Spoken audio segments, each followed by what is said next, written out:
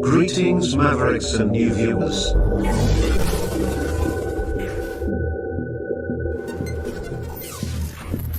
Tonight, direct and live from the Maverick News Network World Studios. This is Maverick News with Rick Walker.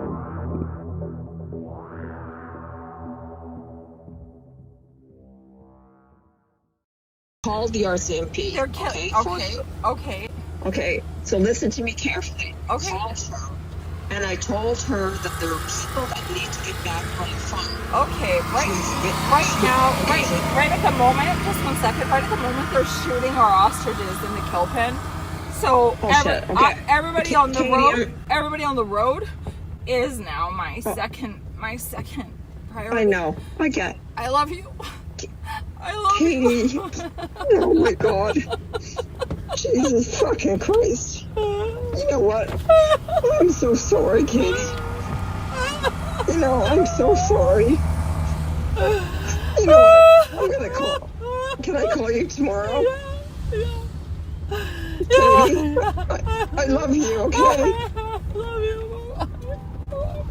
Please be strong, okay? You know, this has broken my heart. I love you. And you know what? I am so sorry. I'm gonna call you tomorrow, okay? Okay, please, bye-bye. Please do, bye-bye. Did you get stuck on the other side of the fence? No, he was on this side. Recently? Well, I had talked to him when we found out. Breaking. It sounds as though gunshots are being heard at the pen. I had to fight my way to get back on the property near the farmers, so I'm unable to film at this moment what's happening from the highway.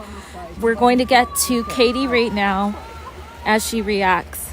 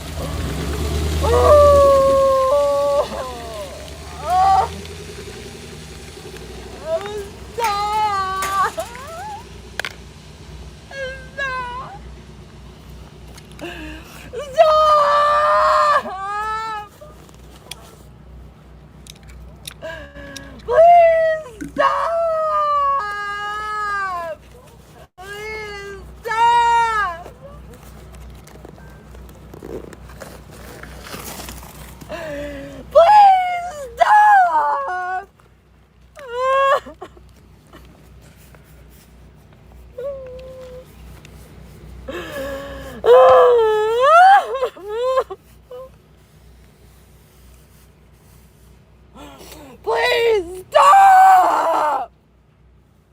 Stop! Stop killing them!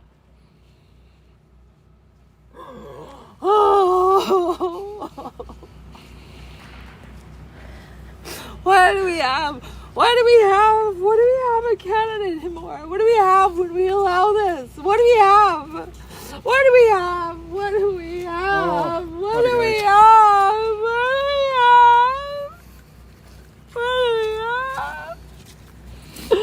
What are we left with? What do we have anymore? Stop! Stop! Stop!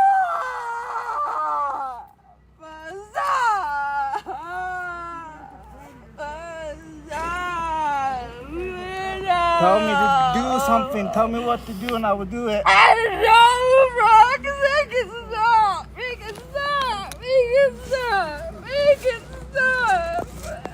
Make it stop.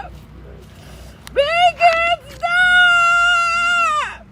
Make it stop. Stop. Make it stop. Make it stop. Why is this like a nightmare? Just wake up from it. Just wake up. Just wake up from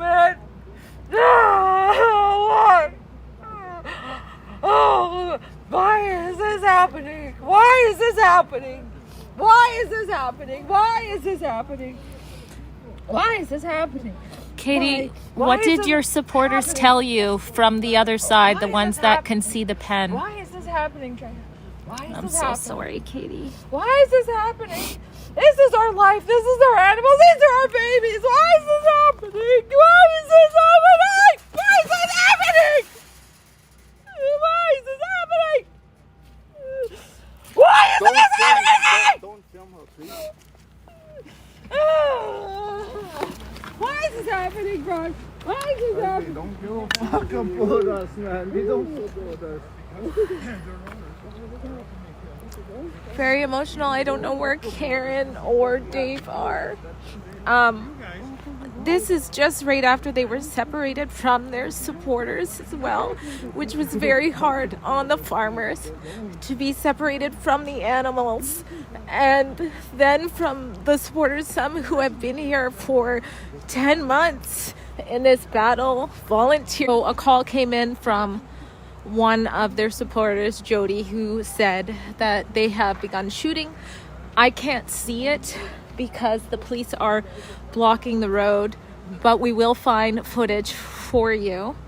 And I don't know, maybe I'll make my way there. It's hard to be in two places at once. Sid is making his way down here, coming as safe and fast as he can, lawfully to get here.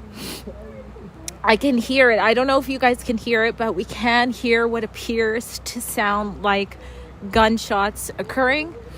And I'm going to film some of what's going on now and then also make some texts while I'm doing that to people who are on the other side, to see if I can get a description for you soon. First rule of effective storytelling for broadcast journalism or internet journalism is start with your strongest video. It has the most impact, generates the most views. It's the most engaging, and it keeps people's eyeballs glued on the screen. I'll be right back.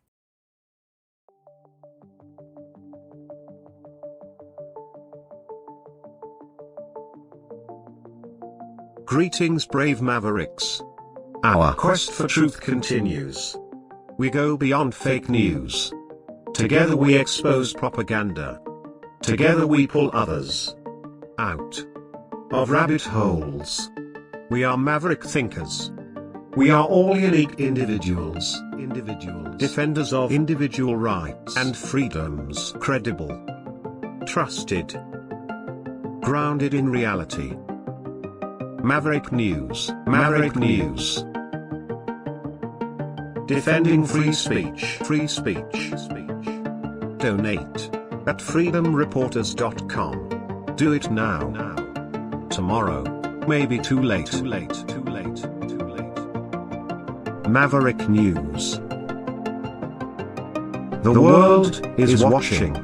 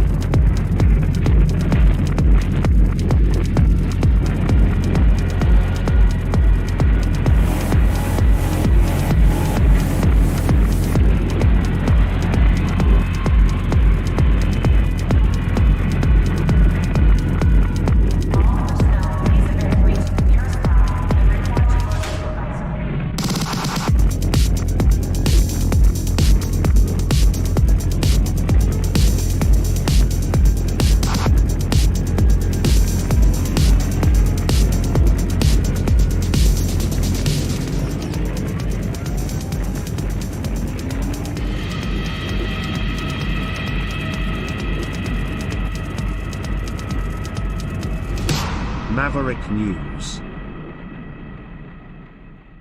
The world is watching.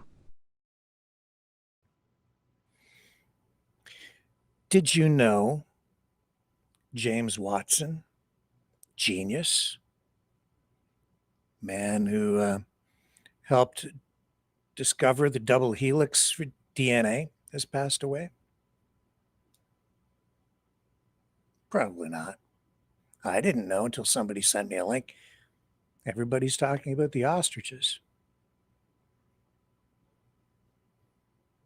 Tonight, we'll talk about that. The ostriches and James Watson.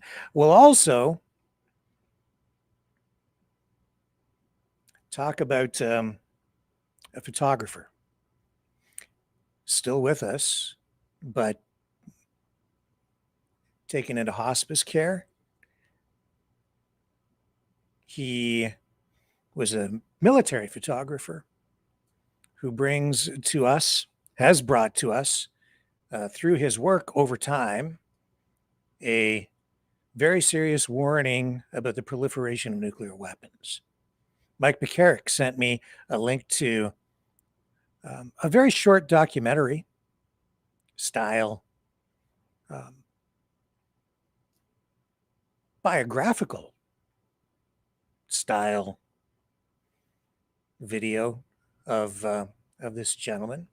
We're going to bring you that tonight too, because we'll bring that to you later in the broadcast as part of Maverick Midnight Matinee, because this is movie night, and it's an extremely important video that I think will resonate with all of us. Something that everybody should see. Sorry, I'm just losing track of my tabs here as we kind of cue things up. You know, it's never been really about the ostriches out of that farm. I feel sorry for a lot of people tonight. Oh, and by the way, the name of the photographer, Ken Hackman.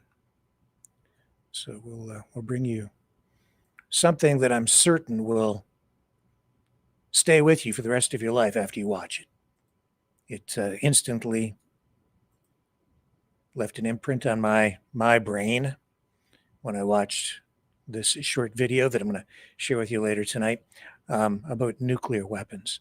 In addition to that, the Liberal government surviving second day of debate on the federal budget, second vote of confidence. So they're holding their own and gaining ground as conservatives cross the floor and abandon their party. There's turmoil in caucus. The Conservative caucus, Poilievre, under pressure as leader of the Conservative Party of Canada. We'll get into that a little bit tonight too. But man, this ostrich story, like I say, it is not about the darn ostriches. Never has been. I'm going to show you tonight what I'm talking about. You're going to hear it here, and you ain't going to hear it anyplace else. Because people are so immersed in the emotion, they're missing the real story.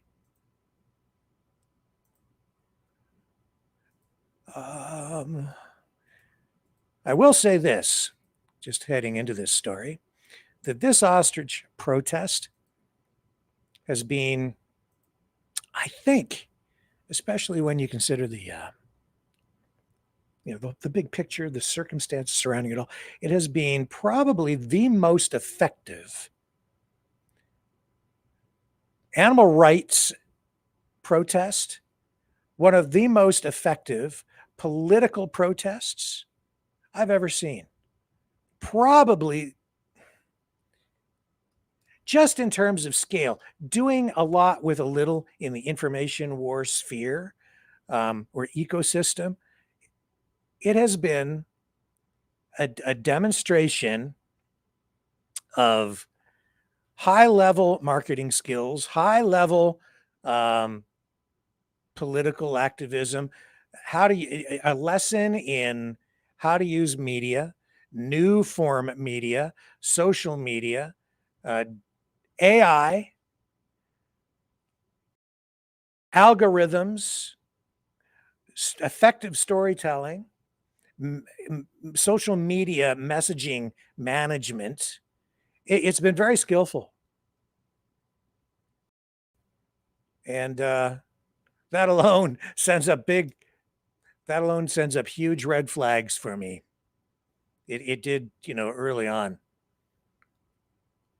But wow, has it been effective? And they got all the, the social media streamers, well, most of them, yours truly exempted. It's sort of to come on board, toe the line. They tried to get me, but I was like, no, I do my own thing over here, and your $20 donation ain't going to buy me off. Of course, they were offering how many thousands? $10,000 to police officers last night over megaphones, offering to bribe them to walk away and turn in their badge and join the protest, abandon their post. Yeah. But again, not about the darn ostriches. Now, as I was running the opening clip, that was last night at Universal Ostrich Farm, Edgewood, British Columbia, where the Canadian Food Inspection Agency was at that time proceeding with a cull of the farm's ostrich flock. How many birds are out there? I don't know. Farm didn't know. CFIA said about 330. And they proceeded with the cull overnight using professional marksmen, as the CFIA indicated, to cull the birds, saying that that was the method they chose because other methods, I guess, were not practical given the remote location and the circumstances surrounding the entire political protest out there. So they were doing this at night because I told you, did I not tell you what the protesters would do? And I'm not against protesting. I'm just telling you what they were. I told you what they wanted to do. I told you what they were going to do. And indeed, they did this last night. They made every attempt to shoot video in whatever fashion they could.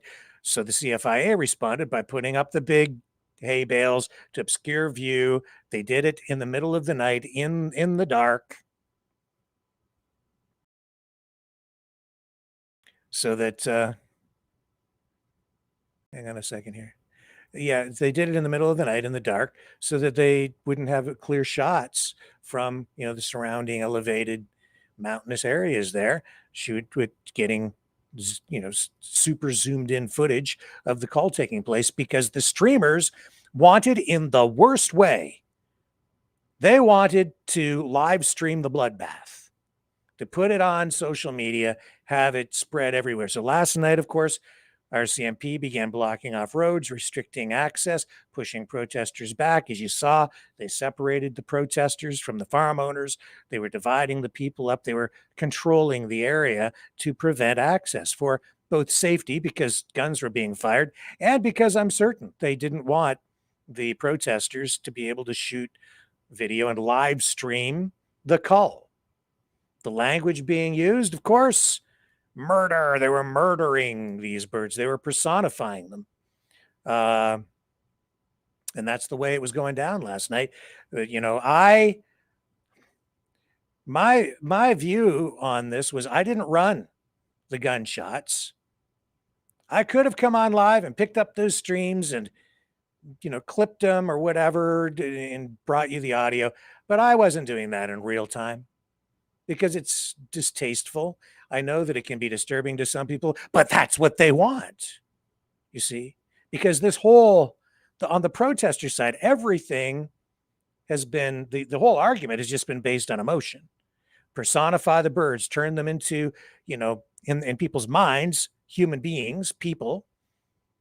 The farm owners throughout this have been saying there are babies, as though they gave birth to them, to these birds, and they've humanized them in the minds of the people who are fully immersed and deep down into the ostrich rabbit hole. So you become emotionally involved, and that's what they've been doing. In my view, then what they've done, it's not just my view, this is what they've done. This is exactly what they've done. And then they've traumatized everyone, as many people, as many Canadians as they can,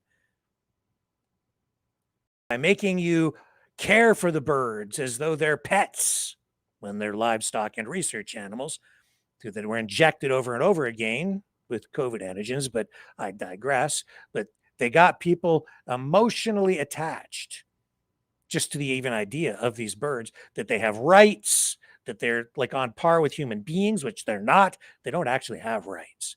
We've discussed that. And then they kill them. Honestly, let's face the reality here. The protesters were in a no-lose situation. They knew that going in. They created this story. It's a manufactured news story. There are other culls going on right now. I think 5 in Manitoba. At least I think there's 1 or 2 others in BC alone. A whole bunch in the United States. Are they out protesting those culls? No, only this one, because this is where the focus is. Granted, not all these other farms are ostrich farms. Mostly are their chicken operations, but we've seen animal rights protesters protesting at chicken operations before.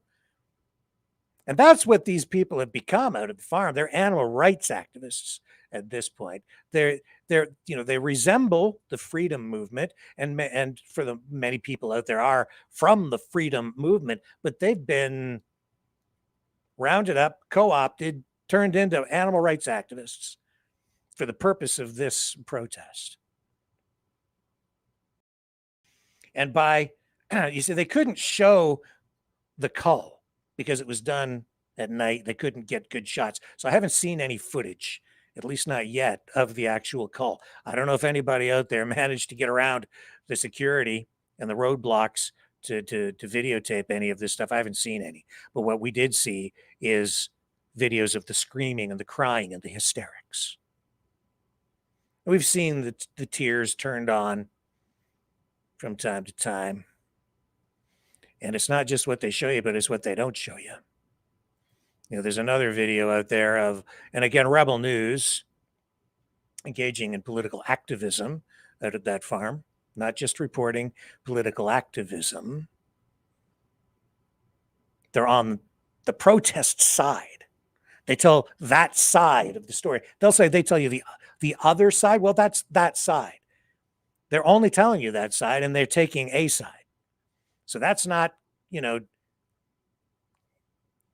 unbiased journalism. That's activism journalism. There's a difference. I'm not saying it isn't a form of journalism. It is. They're recording the event, but from a certain perspective, and they're pushing an agenda. You need to be aware.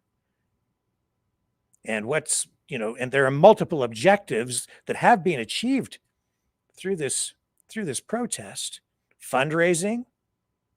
They've raised, I don't know how many hundreds of thousands of dollars as a result of all of this. Fact.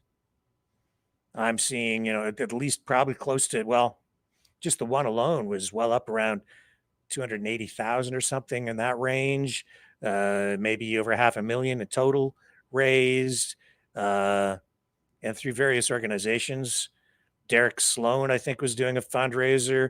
BC Rising doing one. Rebels raising money. The streamers are all raking in money.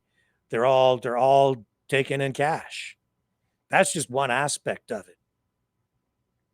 And all of it's fueled by the tears. The emotion, because that's what, honestly, that is effective storytelling. No question about it. I don't blame them a bit for doing that. I'm just pointing out that that's the technique being used. Government side, it's been legal arguments. It's been news releases. Really, nobody with a face has gone on camera from the CFIA to do interviews that I've seen. It's just been a digital media release out, printed or just in digital form. And it's been legal arguments, which are dry, hard for people to understand. And I told everybody, I didn't think the Supreme Court challenge would be heard to the cull order, this appeal, because the legal arguments at every step of the way from the farm just have not held up in court from a legal perspective, because the legal questions are completely different from what the farm is portraying in the media, which is that they're healthy now and you shouldn't be doing it. And maybe those are valid arguments. You can argue that until you're blue in the face, but because of the way the law is written, it was a question of what the situation was back in December, and the farm has used lawfare to delay things all the way along, refusing compensation from the federal government, turning it down, turning it into a political protest, anti-government protest. Really, that's what it has become. And it's still ongoing, even after these birds now have been culled overnight by the Canadian Food Inspection Agency. That's truth. Nothing I've said is incorrect. People are losing their minds.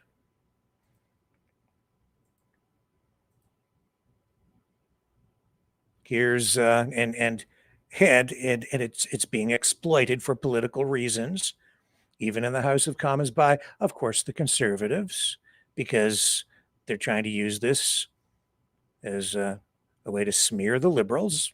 So they're taking advantage of it. Who is this? This is Conservative MP Scott Anderson. I'll run his clip here. This is what he had to say in the House in the wake of the call overnight. The Supreme Court ruling yesterday removed the last chance these decades-old ostriches had, and I sympathize with tens of thousands of Canadians who have been caught up in the drama unfolding on a farm in Edgewood, BC. For the past 10 months, this Canadian Food Inspection Agency operation has disrupted life in the peaceful town of Edgewood, BC, driven the farm deep into debt, and cost Canadian taxpayers millions of dollars in police overtime and agency costs.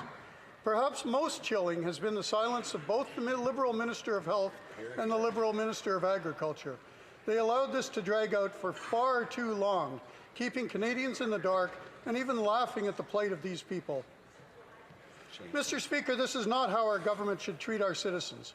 We still live in a democracy despite the Liberals' best efforts, and Canadians deserve to know what and why our government is up to.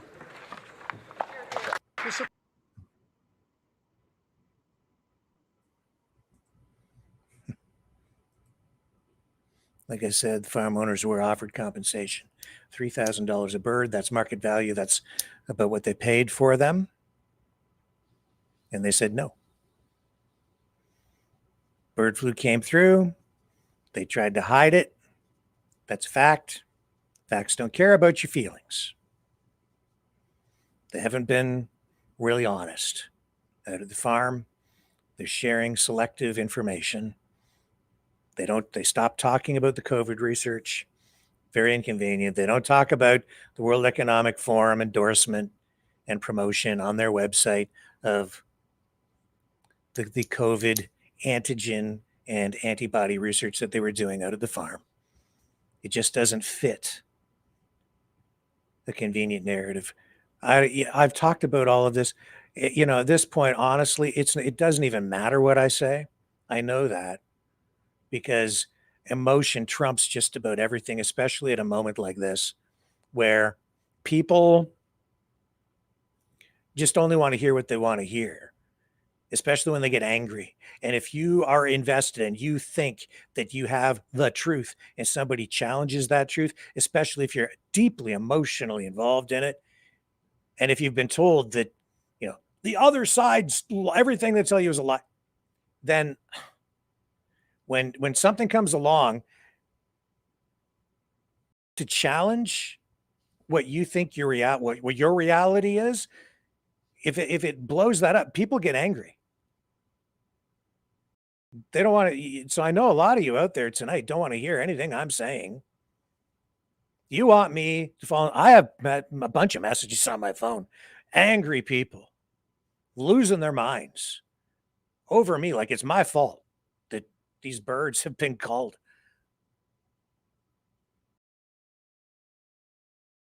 Outright, The language.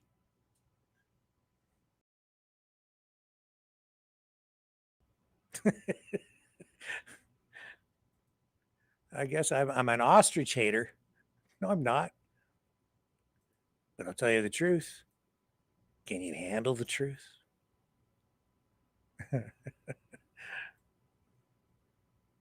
Yeah, I don't so not so sure. I don't know if I have the full video here. Um, Here, watch this. You know, like people losing their minds. I watched this stuff overnight yesterday. I've been watching it for months. I've been involved in it, just on this side, reporting on it. Um, there is something like there's some things that have snapped in people's minds because the what they've done out of that damn farm is cruel. I'm not talking about the government side. That's a whole different story. You want to talk about whether the stamping out policy of the CFIA is effective or if it should continue. Fine. Let's have the discussion about that. Fine.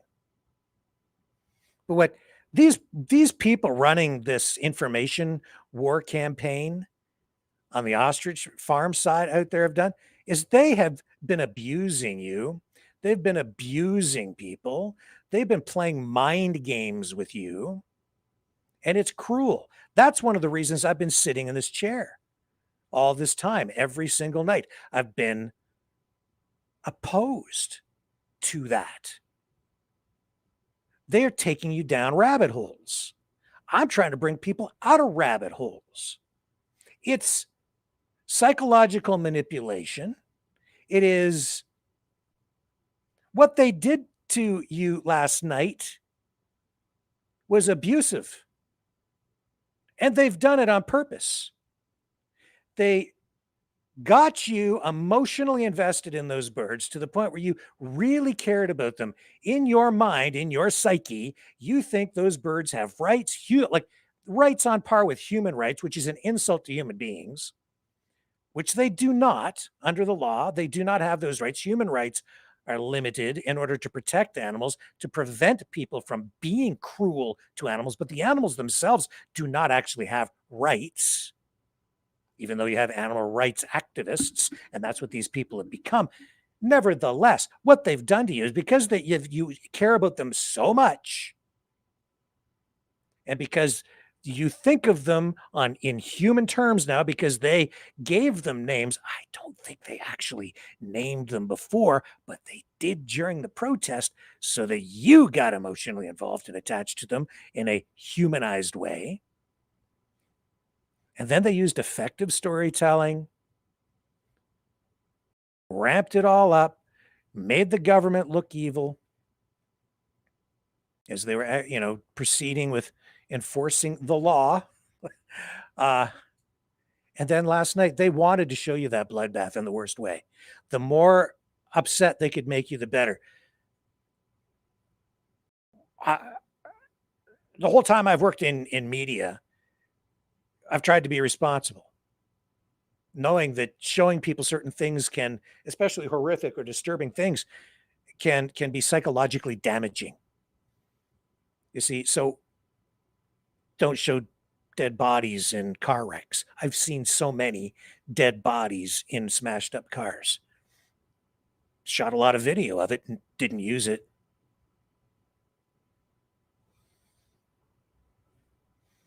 Lots of video online these days of people being killed in war zones. I try not to use that stuff. Other streamers do. They build bigger channels than this one. But it's damaging to people. And then what they did last night by broadcasting the screaming coupled with the gunshot sounds was psychological manipulation. It was abusive. It was it was psychological abuse. Damaging to people.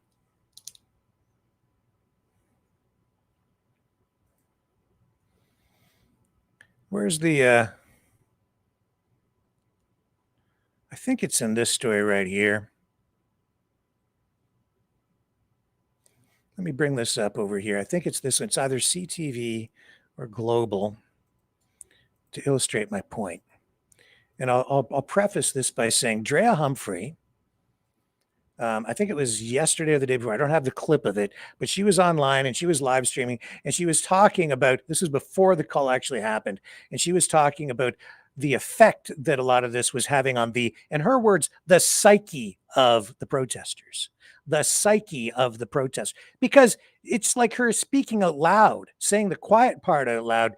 She's part of it. She's been involved in basically a psychological manipulation out there, a psyop, if you want to call it that.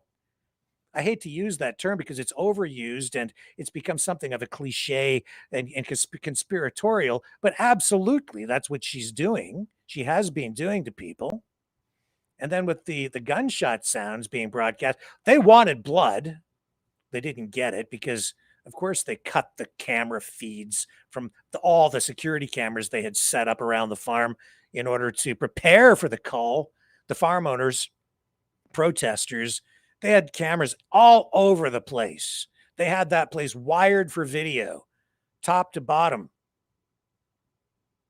That's why they cut all those cameras, and then they made a big deal out of it, like they were violating their rights after the CFIA seized control of the property lawfully. And so, yeah, they cut the feeds to those cameras because it is a messy business. Go to an abattoir where they cull animals, where they kill the animals every day to cut them into meat. So you can go to McDonald's and get your Big Mac. Let me see here. Where is the quote? To illustrate my point.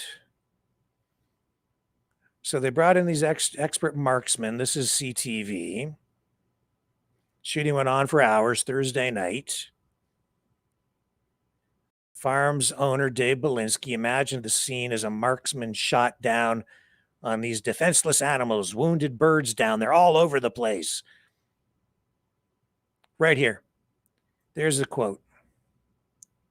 Right there.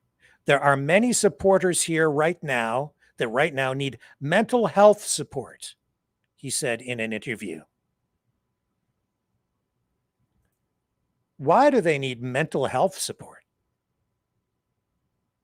I don't doubt it, but ask yourself, why do the protesters need mental health support?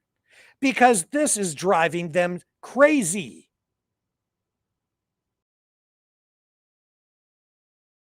Are you being driven crazy?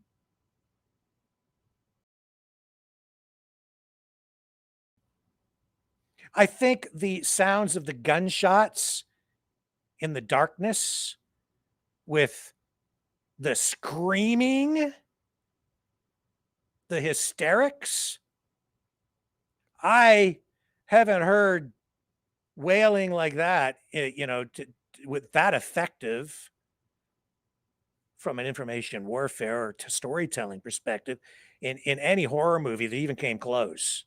That was wicked. And on cue.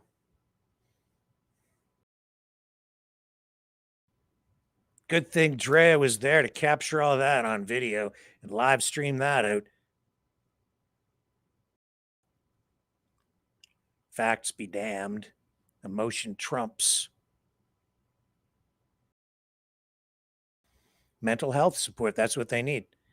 So traumatized are these protesters by the culling of ostriches, which some people eat. Culling of ostriches at a farm where, yeah, they have sold those birds for food in the past and even during their research phase during the pandemic, where they were conducting open air experiments in an open air bio lab with COVID antigens. It's true.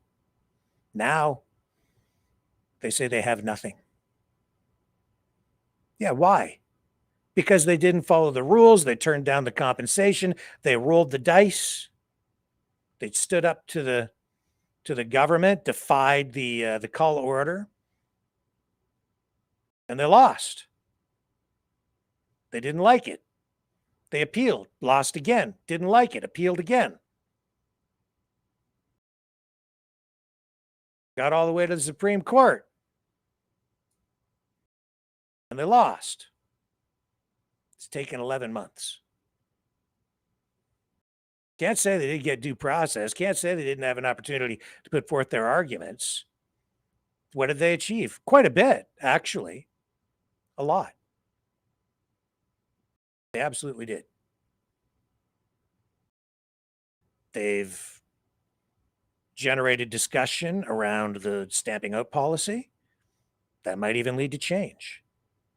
If you think that's the right thing to do, and if you think that the stamping out policy needs to go, this is certainly a step in that direction, because they have more support, simply because they've drawn attention to it. If you think that, what else did they get out of this? They generated funding. Hard to say exactly how much. When they say they've lost everything, don't be so sure.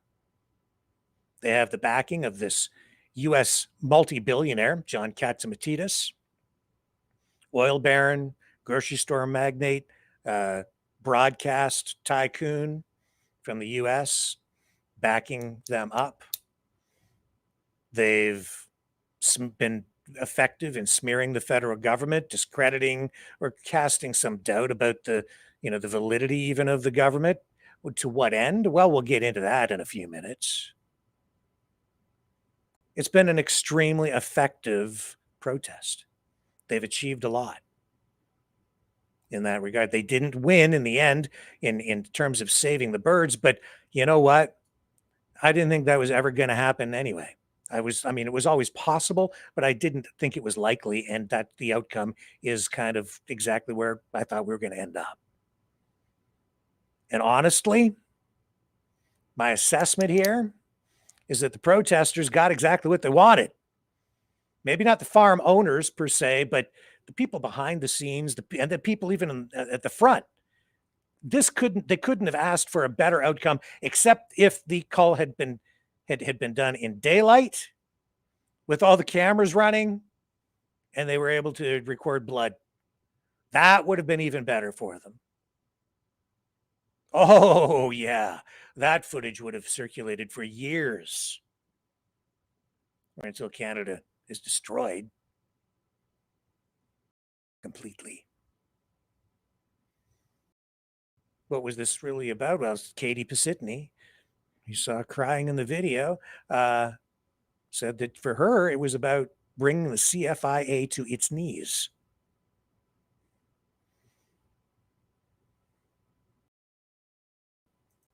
Cue the tears.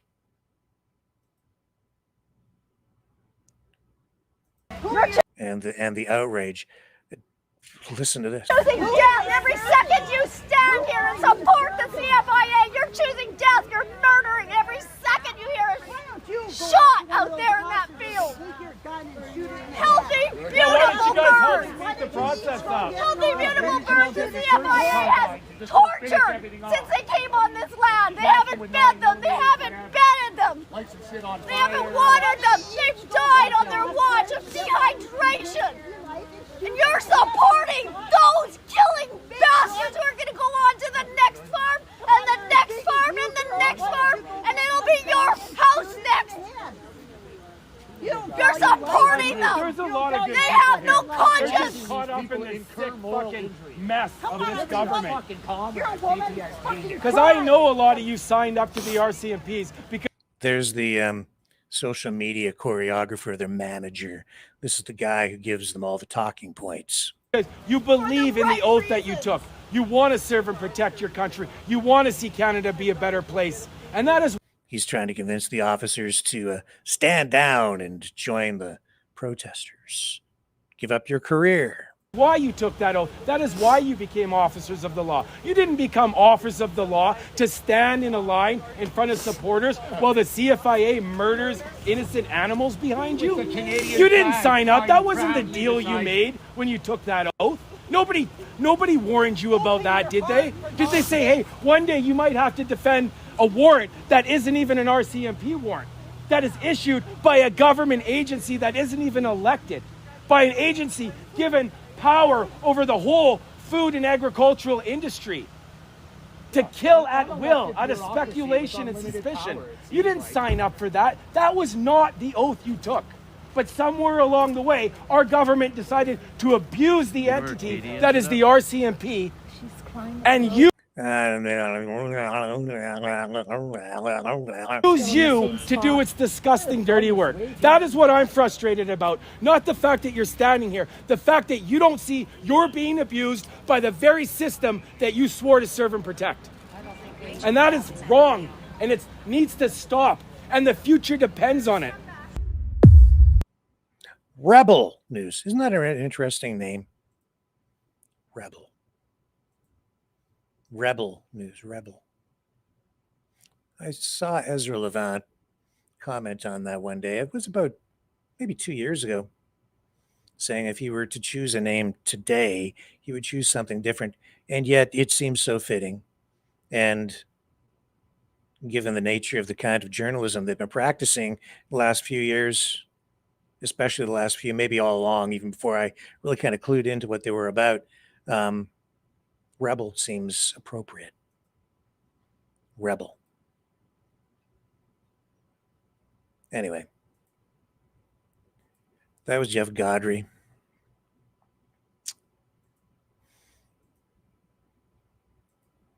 Do I have the clip of Mom? I don't know if I still have her or not.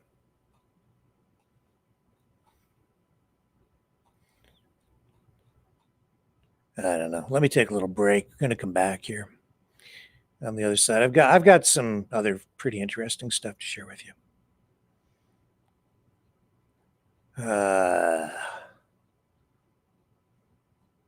PSYOP.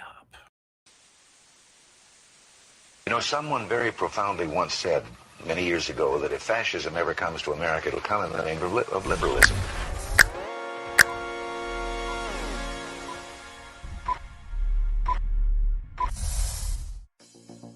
Well, I think it's time we ask ourselves if we still know the freedoms that were intended for us by the Founding Fathers. If we lose freedom here, there's no place to escape to. This is the last stand on Earth. The entire world is watching. Every dictator, every crazy dictator in the world is watching.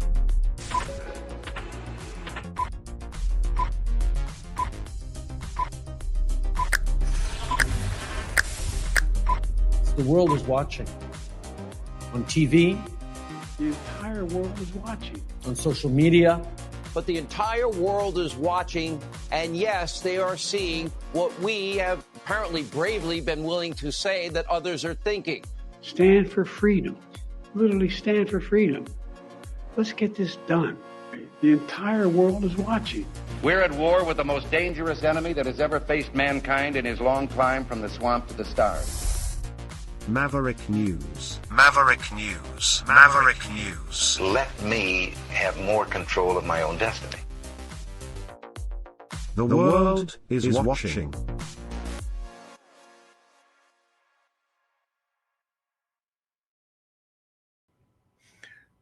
So, as I was saying, CFIA at the time and the RCMP, they were securing the area.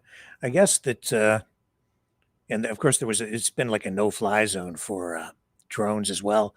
But one of the activists out there, Luca Robinson, I think, he was getting a zillion views, of course, last night on his social media channels, live streaming the gunshots for maximum emotional impact.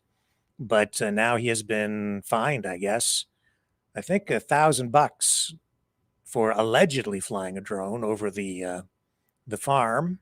There is footage out there, and now he's been charged. Here's a little clip from him. Of the law. Mr. Robinson, I've just got to serve you something. Would you rather I do it up there or down? Sure, here's good. Yeah. Good. Okay, just going to show you this, okay? I'll read it out to you. Sure. If you have any questions, by all means, let me know. So this is going to be a ticket under the Enforcement of Canadian Aviation Regulations, Part 9 of the Remotely Piloted Aircraft Systems. So you're being issued a violation right now for Section 900.08 sub 1. So no person shall operate a remotely piloted aircraft over or within the security perimeter established by a public authority in response to an emergency. The penalty amount is $1,000. I will serve you a pink copy.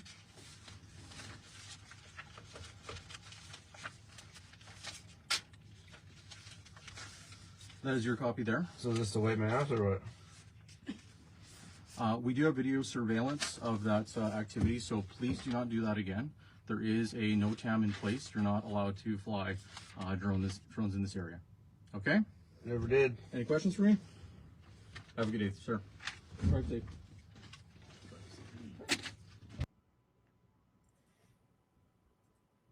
Well, there's a court case. Says he didn't do it. I guess we'll find out. Maybe. Okay. Just to kind of make, to just provide some perspective on this.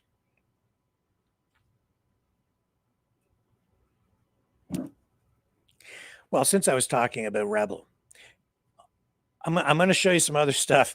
Well, let me show you this first. It's just so many things. Like I said, other calls going on. Animal rights groups have, except for one, have refused to go out there to become involved in this ostrich protest because it was used as it was a food production facility. And so they would not endorse it. And because they were also experimenting on the birds. So virtually every animal rights activist out there was refusing to go and support the farm. Except there is one organization, Animal Justice, I think it's called.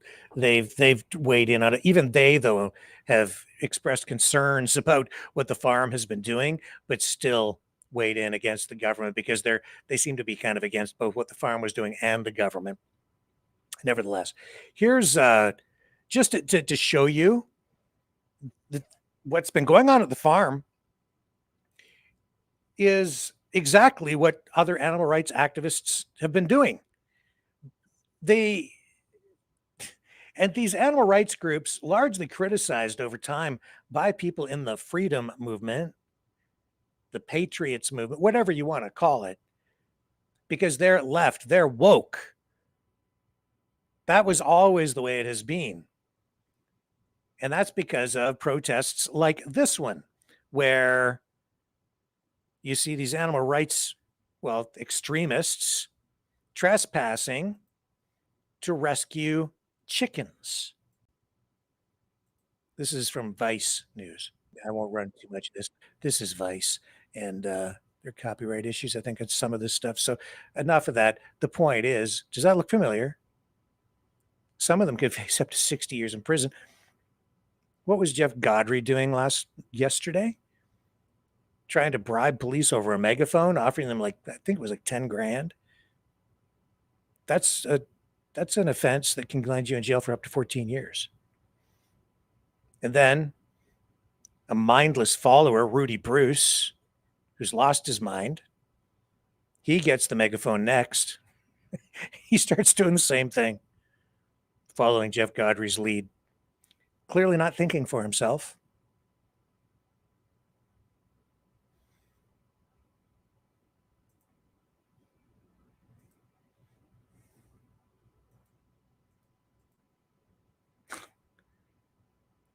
It wasn't long ago. That was 6 years ago that documentary was produced. And I can tell you that a lot of you in the audience, you think back to how you viewed things like this, maybe that at that time 6 years ago.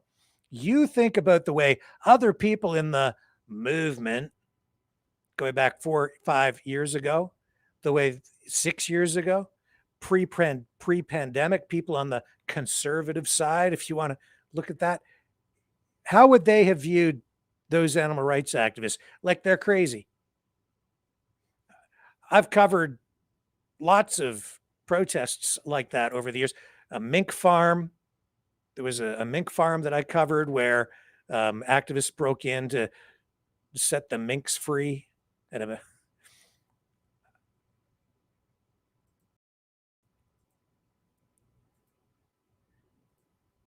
think about how people used to view these kinds of protests. Here's another one. Animal rights activists chain themselves to City Hall. This is an older one, just doesn't really matter when. 6 years ago again, ABC 10 News.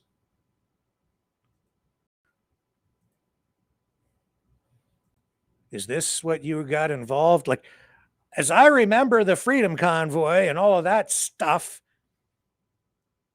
before the pandemic, it was, for me, economic issues, too much government spending, too much printing of money, those kinds of issues, some social things to a degree, not so much with me.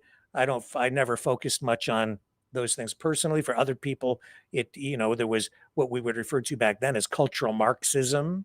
And so some people became involved, especially, like during the pandemic, there was those issues plus the lockdowns, the vaccines, all of those issues. Now it's animal rights activism. Last year, it was save the children from the pedophiles. This year, it's the ostriches. Out here, 6 years ago, these animal rights activists chained themselves to City Hall. Animal rights activists arrested after chaining themselves to City Hall, calling for the City Council to take action. 10 News reporter Natay Holmes is downtown, where police waited for almost an hour for protesters to clear out, but they said they wouldn't leave. Protesters chained themselves to this railing right outside of his City Hall, crossing in front of the building, preventing anyone from coming in and out, forcing police to step in. Protesters want local leaders to take notice of a recent law passed in Berkeley that allows activists to rescue animals like cows and chickens who are hurt or in distress. It's a pretty big step to ask everyone to stop eating animals, so they're not going quite that far. But what they're trying to do is at least give those animals the right to be rescued if they are in need of medical care. But we need to make sure that everyone involved is safe and that no laws are being broken. And in this case, we gave plenty of notice, and unfortunately, we had to effect 4 arrests. San Diego police says it is okay to protest on the property, but it is against the law to impede the flow of business. Protesters from Direct Action Network stood in front of the door to City Hall for about an hour. They tried negotiating with them to get them to leave, and after 45 minutes, San Diego Fire and Rescue and other resources were brought in, and the chains were cut and individuals were taken into custody. Now, protesters want city leaders to implement rules locally that will endorse Rose's Law, which is an animal bill of rights. It extends the rights of animals like those found on a farm to be free, not owned, to not be exploited, abused, or killed by humans, to have their rights represented in court, and the right to be rescued. Shortly after the arrest, those not taken into custody held a rally outside of City Hall. They even thanked police for doing their jobs and executing everything peacefully. In downtown. So they want rights, like actual rights, for animals. So you at that point, animals could sue. I don't know how they put goldfish on a stand to testify, or a cow, but that's what those people were all about. And we've heard exactly that kind of rhetoric from the Ostrich Farm during the course of the ostrich protest. Here's another one. And I just say, isn't this kind of, don't you recognize the same kind of rhetoric? Here's animal. Here we go. Controversial group of the Animal Liberation Front, or ALF, is a secretive and controversial group of animal rights activists known for direct action. Since the 1970s, they've broken into labs, farms, and fur factories to rescue animals and expose abuse. But their illegal methods, including property damage and arson, have led some governments to label them domestic terrorists. While ALF says it avoids harming any living being, critics argue their tactics cross the line. So, are they heroes or extremists? I'm not saying that what the people out at the farm were doing is exactly like that, because it's its own thing. But I asked this question a long time ago. It was like, what are they going to do next? Throw, I don't know, red paint on artwork in an art gallery to protest the CFIA call or stamping out policies? What's next? Because it's pretty clear this protest not over. Here's a pig vigil from 4 years ago. Save the pigs. Truck hitter. He was screaming. Jesus Christ. Animal rights activist Regan Russell was killed while standing in front of the entrance to Fearman Slaughterhouse. Halton police are conducting an investigation. Regan was there telling the truth about what really happens to these animals, and she was killed as a result. The industry here is very powerful, and it will stop at nothing to make sure that people can't see the horrific conditions that animals are enduring. The government says it's trying to protect farmers and animals from trespassers. Bill 156 is a pro-agriculture act. It essentially stops protesters and extremists from giving water to the pigs like we see down here every couple days. Who wants to put up with that harassment and get hassled? Look at this. These people here are illegally watering, touching, and stopping and interfering with the truck. They just want us out of the way. The police want us out of the way. The politicians want us out of the way. Movements have martyrs. That's the way it goes. This is a moment. Movements have martyrs. Yeah, out at the Ostrich Farm, you now have at least 300 martyrs, maybe 330, maybe 398, maybe 400, more 450. I don't know. They don't know how many. Therein is the other thing. Somebody been doing some lying.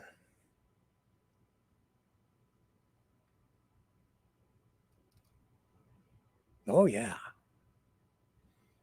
In the last few weeks, they've been turning up the heat on this narrative that the CFIA, in defiance of this Supreme Court stay order, has been killing the birds, throwing them in dumpsters, transporting them out to a gravel pit or someplace, and then disposing of the bodies, except there ain't no bodies because, well, there might have been, but then there weren't because then they started to liquefy the bodies. And then they couldn't count them all. We weren't sure how many there were. Was there, look, all the ostriches are disappearing. And then we saw the reports on redacted. So it must be true from what's his name, Creighton. Oh, yeah, he ramped that one up. Of course, he said, you know, allegedly. Always left kind of an open question, but then proceeded with the narrative as though it was actually happening. Well, here's the thing. What were we hearing in the gunshots last night? What have been saying in the live streams all day today? Hundreds of gunshots. We were told that there were only a handful of birds left because the rest of them had all been liquefied, killed secretly, and then liquefied. They even showed some farm implement, which was clearly it was not a liquefaction machine. It was there were a couple of different machines they showed that they were supposedly using to liquefy the birds that were just farm tools that they drag behind tractors or pickups. Lying. Straight up lies. If they'd already liquefied most of the birds, why were they out there shooting birds? Well, why were there hundreds of gunshots over hours? Because the birds were all there the whole time. I don't think they were just wasting ammo. Hundreds and hundreds and hundreds of shots. So if they're lying to you about the other thing, what else are they lying to you about? What else have they been lying to you about? Or maybe just more to the point, have they been honest? I'm honestly, I would say I'm glad to see this thing come to an end, some sort of conclusion tonight, but it ain't over. I know that. It's not over.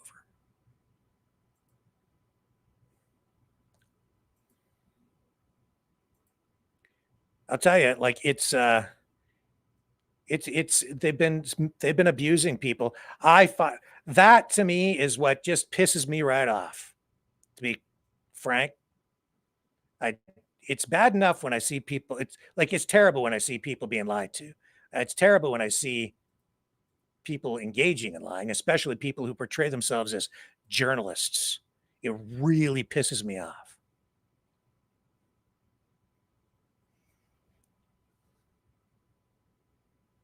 And it really, really, really pisses me off when I see that people who know how to use media are using it in a destructive way to screw with your mind, to manipulate you.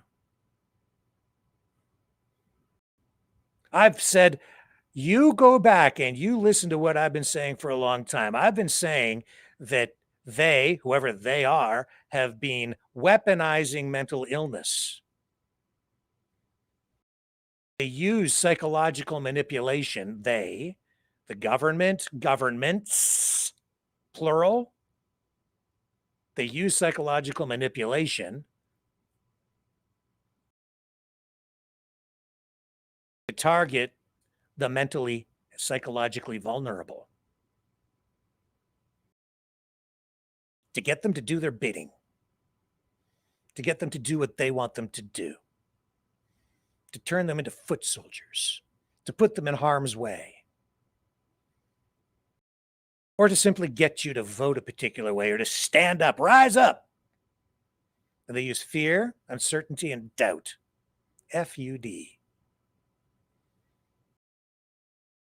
That's what they've been doing out of that farm. They've been using fear, uncertainty, and doubt on constant repeat, looping it through various, never-ending live stream to create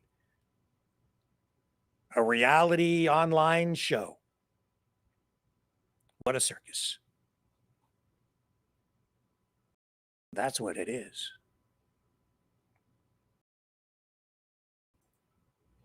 Disgusting.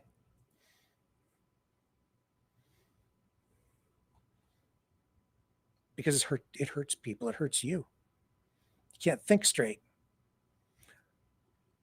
Look at the videos online of the people standing there screaming at the police, screaming at the CFIA officers. We've seen that there have been people threatening the CFIA officers. They're not, the people engaging in those kinds of activities, in that kind of behavior, they're not thinking straight. We saw a woman attacked, gasoline thrown on her and her house by someone who was from the farm, an activist. Whether the other people there agreed or supported him or not, that's what happened, because the guy ain't right in the head. Now you see one of the farm owners saying that the people out there actually need mental health assistance, mental health support. Yeah, because of what they've done to you. Turn these birds into personified versions of people.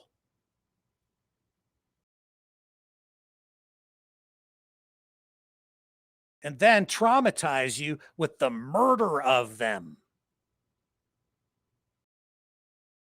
To get you so angry, and we've seen the videos out there, so angry that some people are ready to rise up and even, oh yeah, you do the thing to the government, or just do whatever. Yeah. Dial it down, boys. When I was in journalism school, just to share a little lesson, and a lesson through reflection, one of the things that was studied was the Hindenburg disaster. And when I point to like Rebel News and a lot of these other streamers who I do not call journalists, they're activists, mouthpieces. The Hindenburg disaster. Gonna run that. This was the live report from the scene back in the 1930s when the Hindenburg crashed and burned.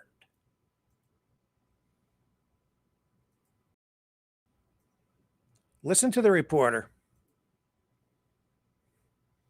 Think about what's happening here. It's starting to rain again. The rain had slacked up a little bit. The back motors of the ship are just holding it just enough to keep it from... It bursts into flames. Get it started. It's fighting, and it's crashing.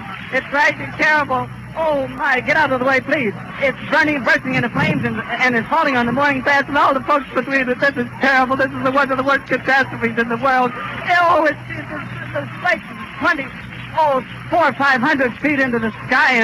It's a terrific crash, ladies and gentlemen. The smoke and the flames now, and the flame is crashing to the ground, not quite to the mooring mast.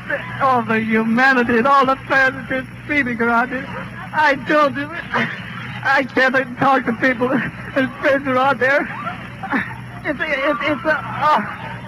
I can't talk, ladies and gentlemen. Honest, it's just laying down massive smoking wreckage. And everybody can't hardly breathe and talk and screaming. Lady, I'm sorry. Honestly, I can hardly breathe. I'm going to step inside while I cannot see it. Charlie, that's terrible. Listen, folks, I'm going to have to stop for a minute because I've lost the voice. This is the worst thing I've ever witnessed. So, the question is, what do you think of that report? Effective? Good? Was that a good report? What do you think? Going to go to the chat over on Rumble.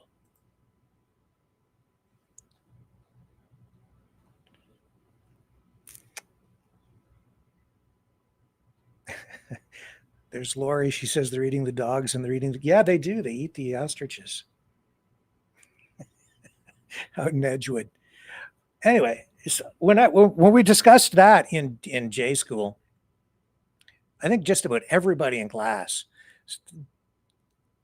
chimed in and said they thought that was a great report, that it was extremely effective, thought it was great reporting. Just a bunch of kids in class. And then Brian Robel was the professor. And he said, well, I think the guy lost it, which is true. And then everybody stopped and thought about it for a moment. And then they were like, yeah, I guess he kind of did. He lost his shit. At a moment when you needed someone on site who had clarity of mind to provide accurate reporting, this guy has an emotional breakdown. And yet it became one of the most iconic. It is probably the most famous live report, news report ever, the Hindenburg disaster. So there are two sides to that. Effective storytelling, very engaging. It gets lots of clicks, lots of views. How many views does that have? That one there, 115,000. But of course, it's been probably seen billions of times across platforms. So if you want to tell an effective story, if you're just looking for clicks, that's the way you do it. If you want to be accurate and serve the public interest, maybe that's not the way you do it. So it depends on whether you want to be selfish or if you want to serve. I aspire to serve. I am embarrassed to say, and I have been embarrassed every time I've done a Rick rant, where people then turn around and say, Rick, I loved it when you called Justin Trudeau the worst prime minister in Canadian history. which I did many, many times, especially during the pandemic and the lockdowns. But every time I did it, I apologized. I'm sorry I did that. I'm embarrassed by it. I still am to this day. I don't like it when I do things like that, but I am only human. And I have to say, I was that emotionally invested against the lockdowns and the mandates and the overreach of the government at that time. And I still am opposed to all of those things. And I can't say that I won't do it again. I try not to. It was genuine when I did it every single time. Don't get me started. But it's not really professional. I guess I'll never have a network anchor job because of that. Or maybe I will, because if you think back in time, even Walter Cronkite broke down when John F. Kennedy was assassinated. He took his glasses off and had to wipe away a tear. Because even Walter Cronkite, America's anchorman, even he is only human, or was. Me too. I don't hate ostriches, but facts don't care about your feelings.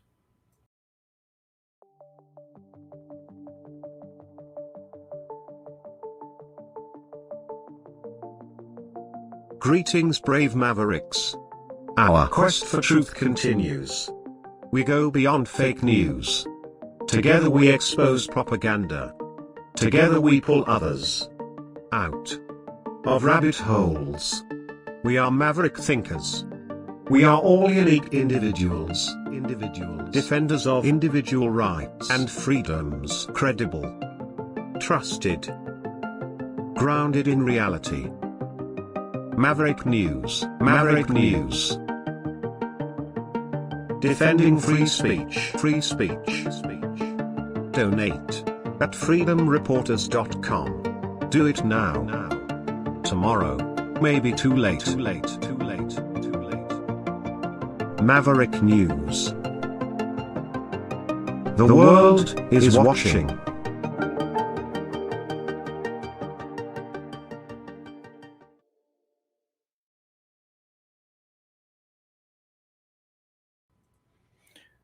Astigmatism man returns back to his incognito disguise as Clark Kent. Mild-mannered reporter. Don't go away, because I'm going to run this and then we're going to come back. I'm going to tell you what I think the real reason, one of the main reasons for this whole ostrich protest has been, continues to be, and was.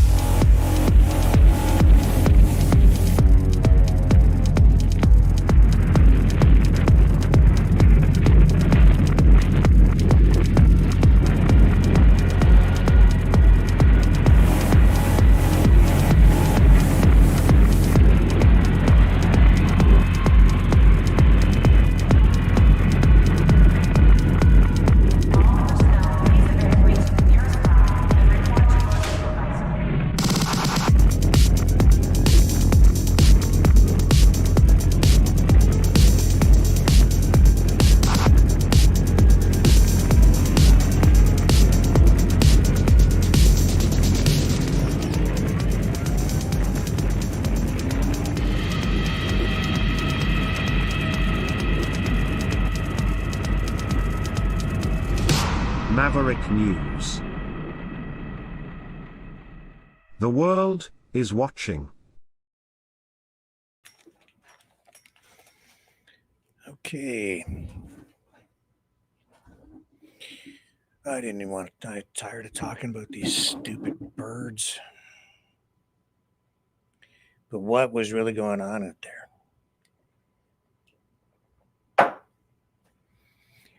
Well, it was an opportunity for political activism because the farm was compromised because of the COVID research it had been doing without permits, because of its involvement with government grants, because it was financially vulnerable, because it was on the financial ropes and desperate, because the birds had been turned into research animals. They had limited, if any, value left as a food source. You can't really sell them, even though they were still doing that. Bottom line is, this is all about the 51st state crap. Largely. This has been an anti-government protest. It's not about the birds. It became an anti-government protest because the people involved in that end of it saw this as an opportunity. It has been really from the beginning, because the people involved in that saw this as the big opportunity to run with it. Here's my point, my proof. I've illustrated this before, and here it is front and center again tonight. Let me see if I've got the clip. I better still have it. Here it is right here. Okay, I've got it. Good. First of all, let me show you the guy. I'm making it up. It's not me speculating. These are words, the words of the people, and in particular this guy here who has done it more than once.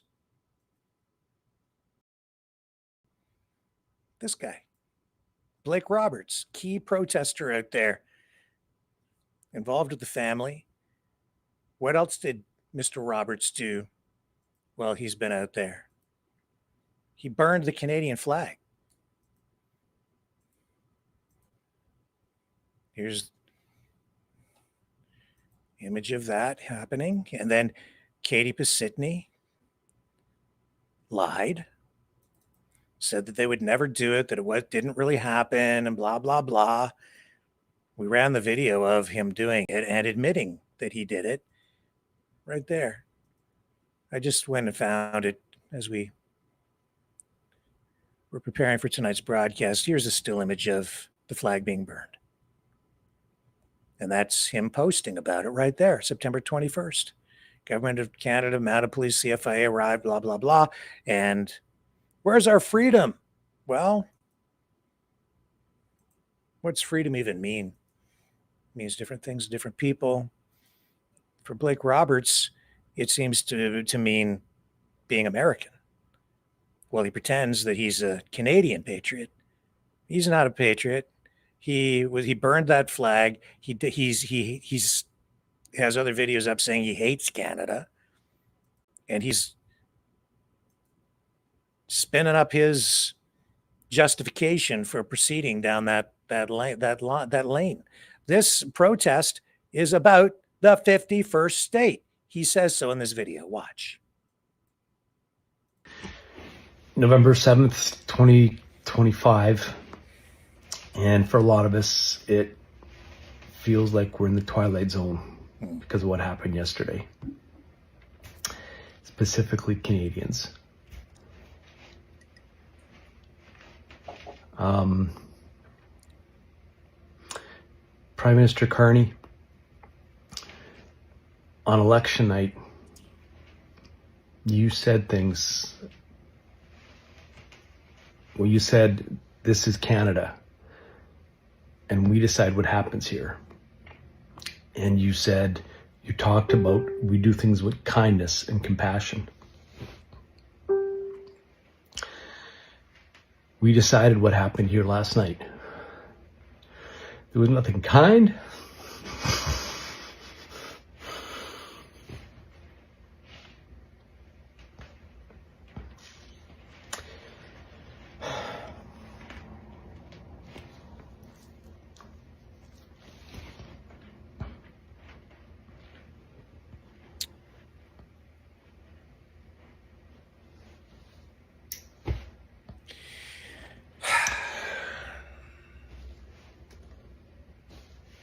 There was nothing kind or compassionate about what we did last night to that family and to those healthy animals.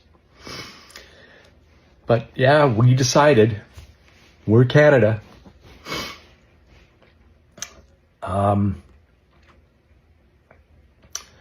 First, Mr. Prime Minister, when all this stuff was going on about the tariffs and the 51st state, and UN Polyev and the other federal candidates spoke up about Canada, I was all in. I didn't vote for you, but I was all in on whoever got elected. I watched the debate, and I watched Yves Francois Brissette. Sorry, I spelled his name wrong. From Quebec, he spoke so eloquently. He talked about the leaders all meeting after the election. You all talked about teamwork. It was all bullshit. And after you won, unlike so many other years, I pivoted and I believed in you. That's bullshit. He never believed in Carney. I played your election night speech out a lot. And during this whole battle for the ostriches, I played it a lot to people. Posted it on your Facebook. And I begged and I pleaded like so many people did. And so many people said you didn't care when I was saying that's our prime minister. We've got to appeal to him. You didn't say a frickin' word. Either did Polyev, actually. Just for all you conservatives out there who have been browbeating me. So during the 51st state thing, I had my backup. Anyone that knows me knows how all in I was in on Canada. Bullshit! We stand for nothing. This country stands for nothing. This country stands for evil. That's what he really thinks. It stands for complacency. It stands for no compassion. I hope the United States, as this Canadian goes, in my opinion, used to have a Canadian hat. Everybody saw what I did to it last night and what I did to the flag. Yeah, we did, pal. We did. I hope the United States rolls over on us. I am all in on the 51st state. Do I need to play that again? I will. And everybody saw what I did to it last night and what I did to the flag. I hope the United States rolls over on us. I am all in on the 51st state. And that's on you. That's on you, Mr. Prime Minister. Right. Saul Alinsky's rules for radicals. Always blame what you're doing on your enemy.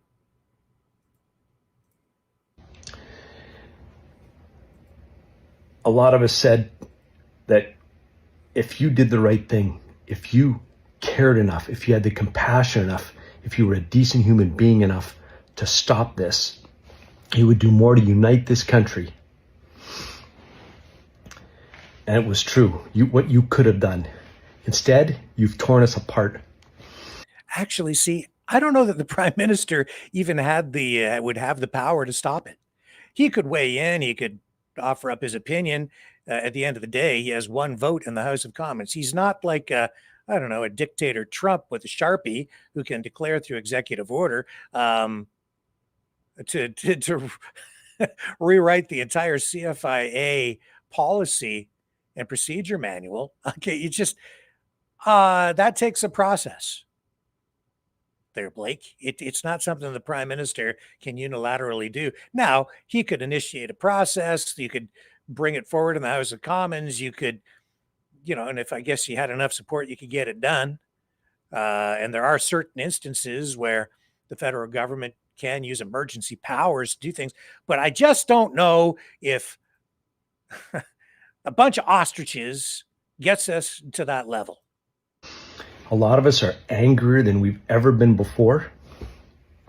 Our distaste for politicians is larger than it ever has been before. That's because you're angrier than you ever have been before, because you've been engaging in a gigantic information warfare campaign out there, and it has been a campaign. And the whole objective has been to disrupt and to get people emotionally invested, to get you anger by using fear, uncertainty, and doubt. That's what they've been doing out there from day one with this protest.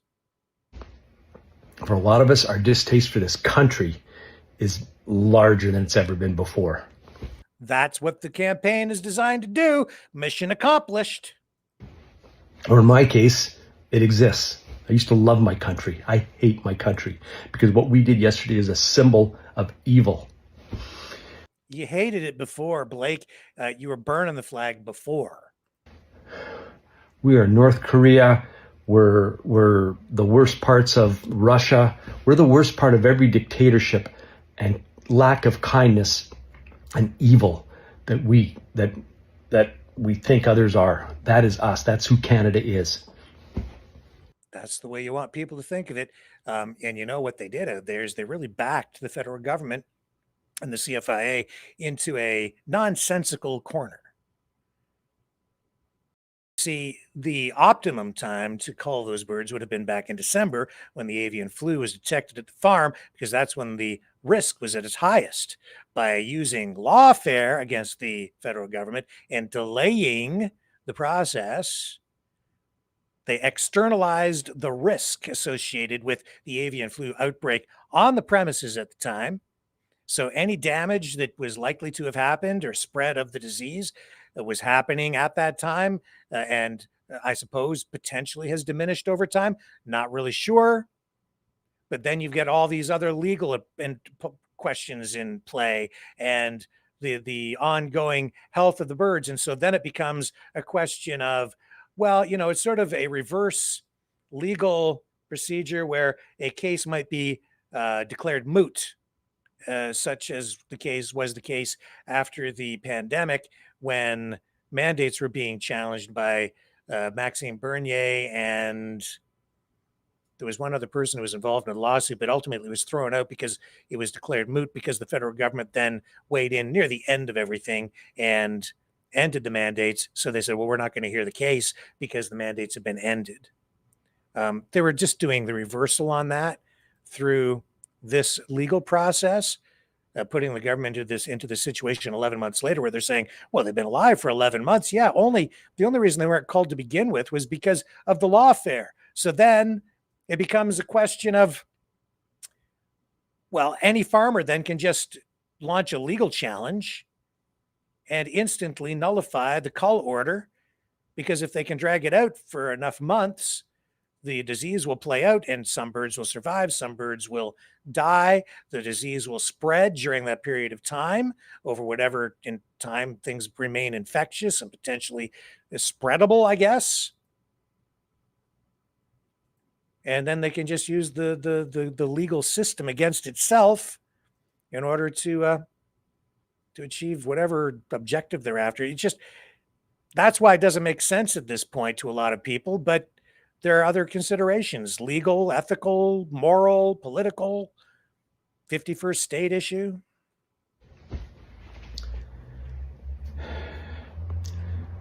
Yeah, the United States, roll over. Take us. 51st, I'm all in. I am all in. I am all in. Are you going to go down to the States and protest the culls that are still taking place down there, Blake? Because they're still happening on a massive scale. Do you care? Is that really what this is about? This is about the ostriches and the cull order and the stamping out policy that still remains in effect down in the States, even though RFK Jr. has spoken out against it over time. It still remains in place. They're still doing it. They just, you've had U.S. involvement in this. I would say it's been entirely inappropriate. It is political meddling. It is foreign interference in our political system because this is a political protest. And you've had senior officials from the Trump administration, namely RFK Jr., Dr. Oz, and a huge MAGA Trump donor in that multi-billionaire, John Catsimatidis, directly involved in a very public way, manipulating things, funding it. Boy, I don't know what they would have done if an officer had come forward last night and had taken up the offer on the $10,000 bribe to turn in the badge and come join the protesters. That's a bribe. That's an offer to bribe. I don't know, where would the money come from? Am I worried? Should we really be worried about Katie and Karen and the family and the owners of the biggest ostrich farm in all of Canada when we've heard that Mr. Katzimatidis is backing them up and bankrolling things? Did they really lose Mr. Prime Minister, you were exactly what everybody said you were. You're an elitist. You're a globalist. Go back and play your election night promise. We do things with kindness. We decide what happens here. You decided what happened last night. This is on you. Well, they were trying to be kind in the beginning because they were offering compensation. And actually, what Blake's also not really telling you is if you read the CFIA guidelines, policy, stamping out policy, there is actually a pathway to a possible exemption. But of course, you would need to be cooperative with the CFIA from the very beginning. They would need to be able to trust you to quarantine your birds, keep them safe and away from wildlife, to follow the rules. And if they had made an appeal on that basis, I've even seen some scientists come out and say that they could have even, lent their support to the farm. There were some interviews that were done in that way. And they said, but they didn't follow the rules ever. They didn't follow the CFIA orders to quarantine. They didn't follow the CFIA orders to put up netting to keep out other birds like ducks from landing in the pond and mingling with the ostriches, which were infected back in December for sure, after going through testing. They didn't do anything to secure the facility. They didn't do any of it. They just said, we can't do that. We can't put up netting.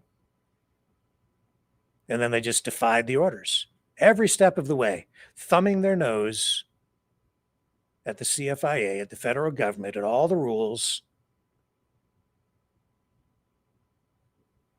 So they're not going to entertain a possible exemption because they violated all the rules. So how would they follow the rules moving forward? I hate going down this road and rehashing all of this information that we've brought up here multiple times over the last 11 months. And I'm one of the few voices out there who doesn't care about being part of the crowd, following I got more people today saying, I hope that you change your tone and if you play your cards right, Rick, you could really build your channel. Yeah, but I couldn't sleep at night,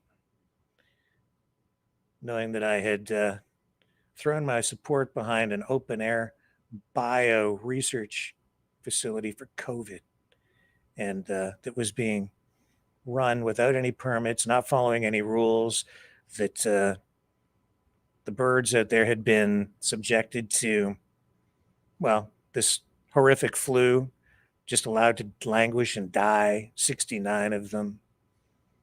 They tried to hide it all, blah, blah, blah. And then I don't want to be part of the big lie. That enslaves people. They're enslaving you. They've made you part of their lie. They've made a large part of our country part of their lie. They've been so effective in their information warfare, their selective use of particular kinds of information, not telling the whole truth, just a little bit of truth wrapped up in a narrative that is not honest at all, that a lot of people now just really believe what they've been told by this hopped up, amplified, turbocharged information warfare campaign on the ostrich farm side. A lot of people just think that's what the truth is, and that the government's evil. And What's the purpose? What's the end game? Well, you just heard Mr. Roberts, and it ain't the first time he's said it. It all falls into place. U.S. political intervention, infiltration, interference. Freedom protesters out there, name the names, name the names. Well, Dr. Oz, RFK Jr., Donald J. Trump. Mr. President, please get involved. We need your help. Video from Katie Pasitny directly to the President of the United States.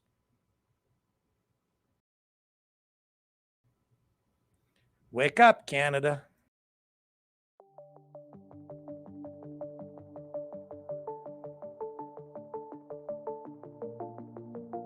Greetings, brave mavericks. Our quest for truth continues. We go beyond fake news. Together we expose propaganda. Together we pull others out of rabbit holes. We are maverick thinkers. We are all unique individuals, defenders of individual rights and freedoms, credible, trusted, grounded in reality. Maverick News, Maverick News. Defending free speech, free speech. Donate at freedomreporters.com. Do it now. Tomorrow may be too late. Maverick News.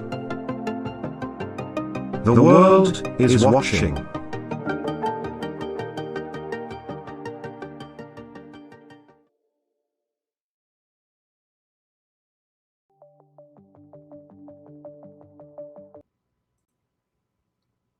One more time.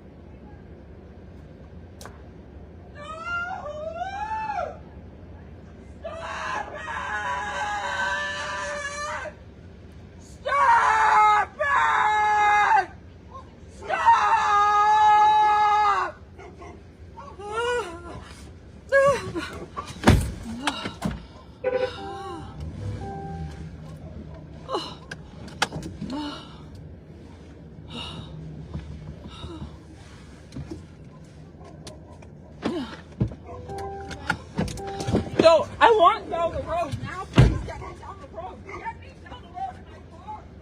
Relax. Get me down the road in my car. Get me down. Move. No one who told you this is happening. Get me down the road. Dark guns are one thing. Fucking guns are another thing. Get me down the fucking road. You can have a freak out, or we can make a plan and Do not judge me in a time like this. Where is Adeline? I don't know. Okay. How do I know where Adeline is? Calm down and we find Adeline. It might not work, but it's something. What? What, honey? Katie, stop. Do not go there. I'm fucking going there. It's gonna get no. Katie, no. you cannot be arrested. I'm not gonna be arrested. This is gonna give me my fight to fucking take them down. I gotta go. I'll be right back. Please take me to 301 or to the Langell Road. Please. We're not gonna let you fucking go out of here. Live now, just so you know that we're being recorded. Yeah. Yeah. No, the first thing we should be doing is finding Adeline. No, I want to go. You can drop me off at the road. I want to go, and I want to be on the road, please. I want to. Please. I want to be on the road, please.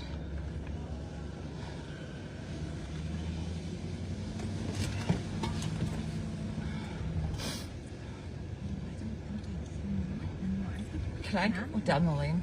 Anywhere. Fast, please. Yeah. I love you, okay? Love you. Please be strong, okay? Yeah. You know, this is broken my heart. I love you. And you know what? I am so sorry. I'm gonna call you tomorrow, okay? Please, bye-bye. Please do, bye-bye. Bye-bye.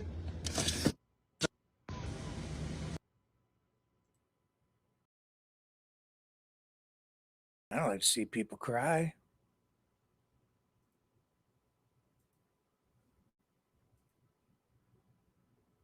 I don't. I don't hate ostriches.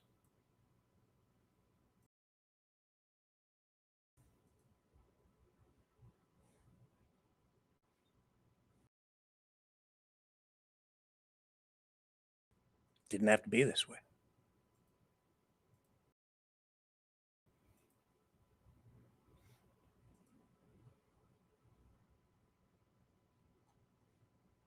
And Canada still has a choice.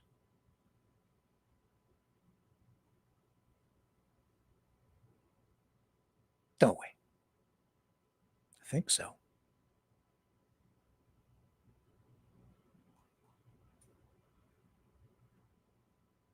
You're going to make that decision. You're going to lend your support one way or the other based on facts or feelings.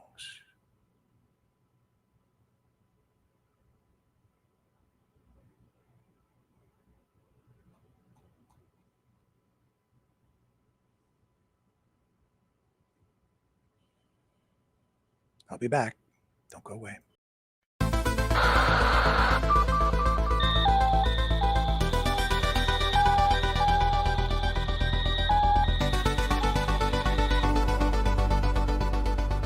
Maverick News isn't just a news outlet, it's a community of truth seekers. Your donation at freedomreporters.com fuels our mission to report the stories that mainstream media won't touch. Thank you, Maverick family.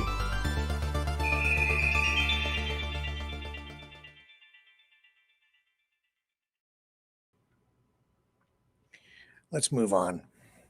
I have some other important stuff to talk about tonight, and you're not going to want to miss the video that I'm going to run near the end.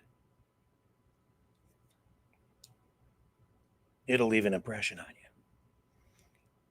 It's factual, and it will certainly leave an emotional impression on you.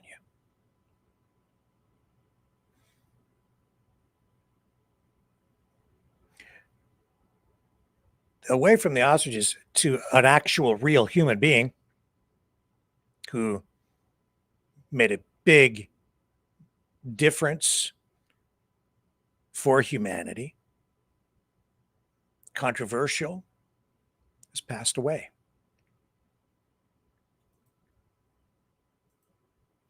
James Watson.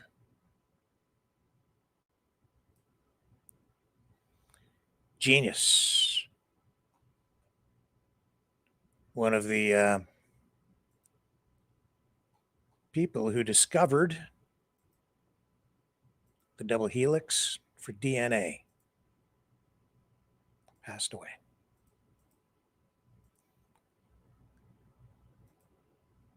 Gonna pause here again for just a moment while I queue up a little bit of, I've got several things about him that I want to show you tonight. So stay with me, because this is an important conversation that nobody else is really talking about out there this evening.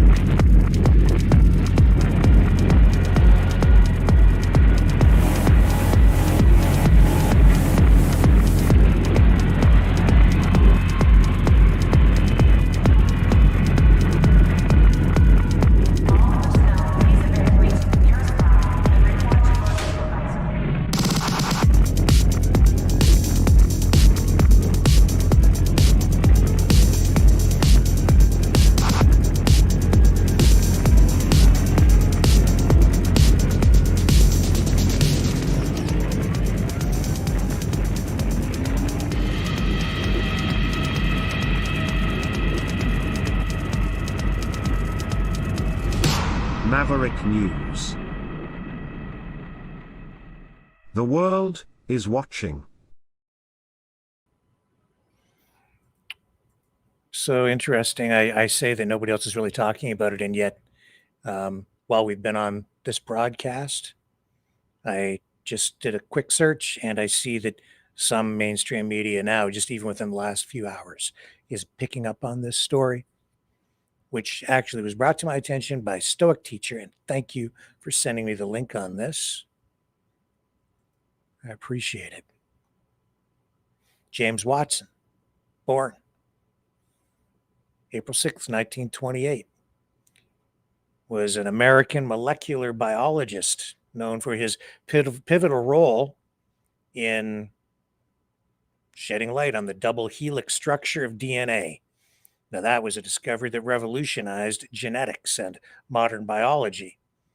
He was born in Chicago to a family that valued education and intellectual pursuits.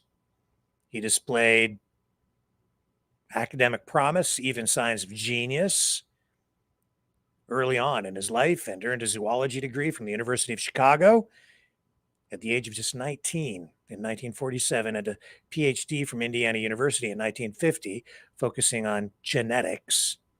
And then in 1951, he joined the Cavendish Laboratory at the University of Cambridge, where he collaborated with Francis Crick, drawing on X-ray diffraction data at King's College, London. Watson and Crick proposed the DNA double helix model in 1953. And that elegant structure of the two intertwined strands forming a twisted ladder, I'm sure you've all seen it, explained how genetic information is stored and replicated and transmitted. It even relates to what has been going on out at that ostrich farm, because going back to the 1990s, even that farm was, from the very beginning, engaged in eugenics research through selective breeding research, which was done in collaboration with the University of British Columbia at the time, as acknowledged, confirmed by Dr. Stephen Pellick in his extended interview with us on that ostrich program, which ran for like 8 hours. I think that's a record in terms of length of an interview. So thank you, Dr. Pellick, for entertaining us for that length of time. Anyway, the work earned the two scientists the 1962 Nobel Prize in Physiology and Medicine, and Franklin died in 1958, not eligible for the posthumous award, and has since been recognized as an equal contributor. Because there was this other guy, Franklin, who became involved in the research as well. Anyway, Watson's career extended far beyond the breakthrough. He taught at Harvard from 1955 to 76, authored some textbooks, including Molecular Biology of the Gene. In 1968, became director of Cold Spring Harbor Laboratory in New York, transformed that into a global hub for molecular biology research over his 70-year association. He directed the Human Genome Project from 88 to 92, accelerating efforts to map human DNA and laying groundwork for biotechnology, gene therapy, forensics, personalized medicine. You're seeing that come to play even in mRNA research and the development of mRNA vaccines and other treatments that are related to mRNA technology, maybe even cancer treatments. We're being promised that kind of medicine in the future. If effective, if safe, we will see. Anyway, in his 1968 memoir, The Double Helix, became a bestseller, but drew controversy because it was candid. Sometimes it was even providing unflattering portrayals of colleagues, including Franklin, the people he had worked with. Now, Watson's legacy is complicated by his later controversial statements. And in 2007, he suggested genetic differences explained IQ disparities between racial groups. That prompted widespread condemnation for promoting what they called pseudoscientific racism.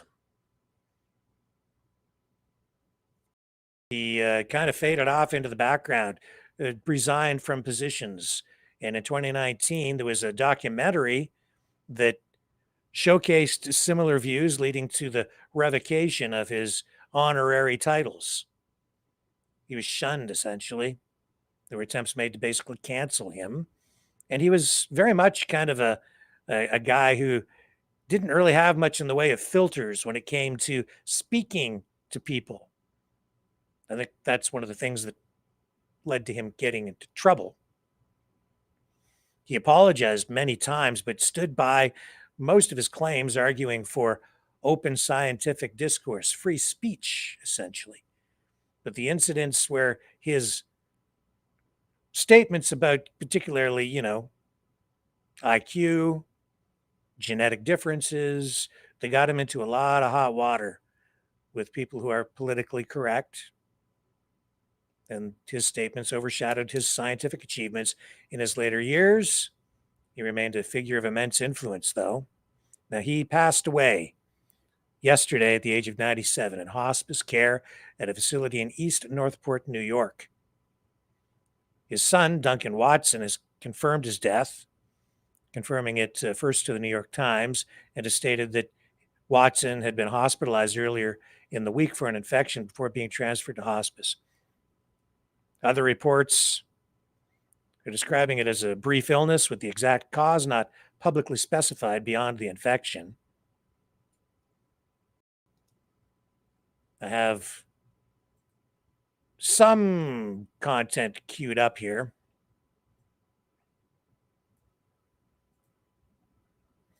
This is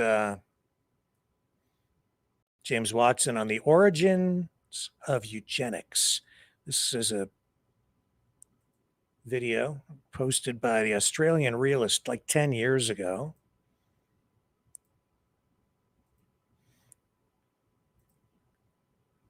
And of course, this is a very sensitive subject, eugenics, genetics in general. And some people, there's hard truth in a lot of this stuff that a lot of people just don't want to acknowledge or face. And yet at the same time, I acknowledge that this is a dangerous area because you have to temper your scientific truth with ethics and morals and strike a balance in here somewhere. This is Charles Davenport, effectively the first director of the Cold Spring Harbor Laboratory, and the scientist who brought Cold Spring Harbor into the field of genetics. After Mendel's laws were rediscovered in 1900, Davenport immediately sensed they might be applicable to humans, and to the idea of Francis Galton, Charles Darwin's cousin, who coined the word eugenics, the improvement of humans through better breeding. Galton believed that the differences between humans were inherited, and he wrote a book about hereditary genius, and thought geniuses should marry other geniuses and have lots of children. And but there was no way of proving whether these ideas were right or wrong because Galton didn't understand the mechanism of inheritance. These ideas were considered highly progressive. Prominent individuals like Theodore Roosevelt thought eugenics was great. And because at that time they didn't really know how to handle the unfit. They were in poorhouses, homes for mentally disabled children. No one liked these. And if somehow the unfit could vanish, society would be much happier. Here's a little pamphlet by Charles Davenport, published in 1910, called Eugenics, and it was published for the YMCA Health League. And the first chapter is called Fit and Unfit Matings. And it's interesting to see the first sentence. There comes a time in the life of most thoughtful, cultured people when they realize they are drifting toward marriage, and when they stop to consider if the proposed union will lead to healthful, mentally well-endowed offspring. But however much such a person may take the advice of books or friends, he will find much lack of definitive knowledge that shutting his eyes to possible disaster, he decides to take the chances. I'm not sure that's good. Were our knowledge of heredity more precisely formulated, there is little doubt that many certainly unfit matings would be prevented. And other fit matings that are avoided through false scruples would be happily contracted. Oh, I think his heart was in the right direction, in possibly a narrow fashion. He was really interested in the fit and wanted to protect fit families from having unfit children. So whether you called him compassionate or not, he wanted to take care of his own breed. Well, he certainly was a good scientist in that, he was the first, to establish a department of genetics in the United States. He immediately sensed that the rediscovery of Mendel's laws was a big event.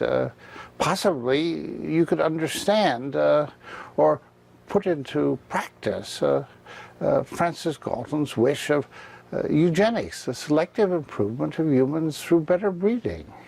The thing was to identify unfit families.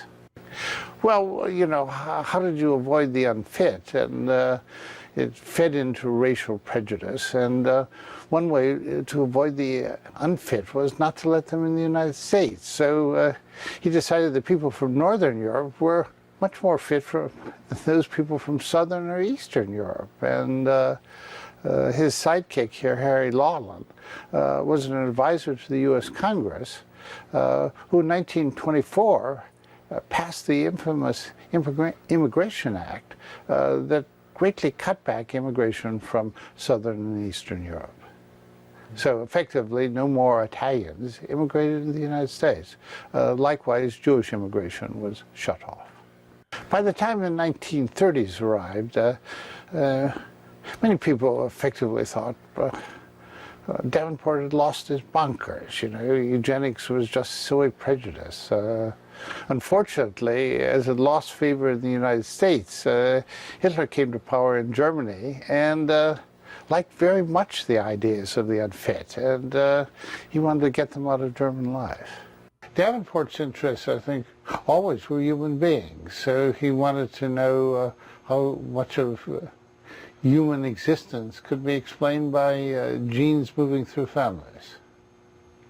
And one of their, basic ideas for eugenics was better breeding. And so the eugenics world had booths at agricultural fairs in which you didn't display prize sheep, but you displayed prize families. And now it seems pretty ridiculous when you look at the pictures. You can't really understand why anyone would call these prize people, but they wanted healthy families, and here's one of eugenics and health exhibits. So the idea was if someone had particularly mental disease in the family, you didn't want to marry into it.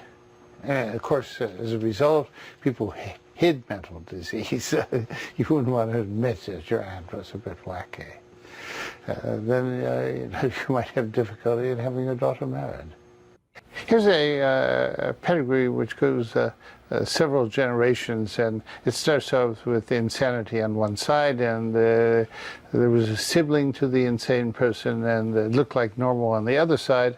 But you can see that among the large number of children, it seemed to be 14, there were feeble-minded, there was alcoholic, insane. A number of them were called insane. One was called psychopathic. Then you go down to the next generation, and it's less clear because there's some normals, but one is called alcoholic. And by the time you get down to the fourth generation, about all they can say is small children, as if this was in some way. So you can see it really was very inexact. I think it was a mixture of compassion and despair. Compassion that they couldn't take care of themselves, and somewhat despair that public funds were in some way going to have to support them. So it was a burden on society, and I think the financial burden was in their minds. who paid for these institutions. And what particularly worried them was they thought the feeble-minded read even faster than other people. You know, they were promiscuous, and you know, they just weren't moral. I mean, that's the way, of course, they looked at it, and so they saw them as, in real sense, downers in a society, and we should do everything possible to reduce their numbers. And so one of their pamphlets, The Burden of the Feeble-Minded, and Emma W. You know, just had a series of illegitimate children, and their idea was to put them in institutions where they couldn't have children. It was order from the top, you know. You couldn't really defend yourself. The judges had the right to say, sterilize you. Civil liberties in those days were primitive compared to what they are today. Well, taking away the right of a woman to have a child, you could say, what worse could you do to a woman? But in those days, they said, you know, it would be even worse for you to have descendants, and not fair because you couldn't take care of the child. In some cases, they're right, but in a lot of cases, they were wrong, you know, that because the whole genetics of, quote, feeble-mindedness was a mess.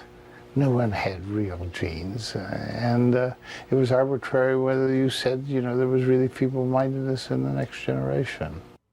So, human genetics, you know, there was no, it wasn't like animal genetics where you could do crosses. You just observed crosses or hoped they were actually the crosses you thought they were, and tried to follow through families. This was, you know, done sort of chaotically initially, and then at Cold Spring Harbor, they set up the eugenics record station just to do masses of pedigrees, and thousands were obtained here. Sort of college-educated women came here and were taught how to take pedigrees. And they all thought they were doing good things. They were going to, you know, prevent the unfit from taking over the world. I think it's a sort of warning. I think, you know, some things probably are bound to happen. And when Mendel's laws were rediscovered, people were going to see whether they could explain the differences between the fit and unfit. And after about 20 years, it was clear they couldn't. But the movement went on, and like many movements, when its time has passed, they still go on, and now we're embarrassed by it, but you know, it's not to the point where you don't want to talk about it. In fact, you do want to talk about it, because I think it was a case where science, or lack of science, was confused for science. There wasn't much good about the eugenics movement. They really couldn't identify good families. And there's calling people genetically unfit was generally, you know, without reason. It wasn't clear that these families were alcoholic or thieves because of genes. You know, you could have very easily said, you know, they were just the victims of awful fate. You lose your job, or you know, what do? You can't support your family. Your family breaks apart because of poverty. Here's the legislative status of eugenical sterilization in the United States up to 1935. One can see that the majority of states like California or Michigan or Minnesota, Virginia, North and South Carolina, they permitted it. A number of other states, laws had never really moved forward, like Ohio or Kentucky or Tennessee or Arkansas, Colorado, Nevada. In many cases, you could say these were relatively unpopulated states. Texas was considering it, and Illinois and Pennsylvania and New Jersey. New Jersey had no sterilization, so it was really an institution in New Jersey which first claimed that mental defectiveness ran straight through families. Here's an apparent 5-generation family where feeble-mindedness just runs through the thing, and you can see here F, F, F, F, F, and but up on top you can wonder, how did they really know these things? I rather doubt the whole thing. And I wonder how many of these kids went to school, or under what conditions, and how they were tested, and who said this. But this was the sort of thing which affected social policy, the legislation. These sort of diagrams were shown, and legislatures who really didn't understand the science or the strength of it passed laws really upon the urging of a relatively small number of people who had it on their social agenda, sterilize the unfit. Wow. Talk about a political and scientific minefield. He, Mr. Watson, had to navigate through all of that throughout his career. And then as political correctness took hold in the later years, he paid a very heavy price. He was stripped of his Nobel Prize. Well, not actually stripped, he had to sell it. And this is a report from, how many years ago now? This is 10 years ago. NBC reporting that a billionaire, a Russian billionaire at the time, purchased the Nobel Prize so that he could give it back to James Watson.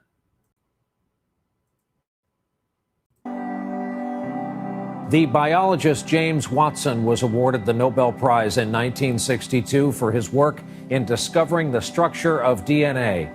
This past weekend, Watson's prize medal was auctioned off by Christie's for $4.1 million, and he's donating the proceeds to 3 academic institutions. Now, this man who bought the medal, a billionaire considered the wealthiest man in Russia, says he's giving it back to Watson. He says it's unacceptable that Watson felt the need to sell it in the first place, and he adds he wanted to repay Watson for his contributions to scientific research.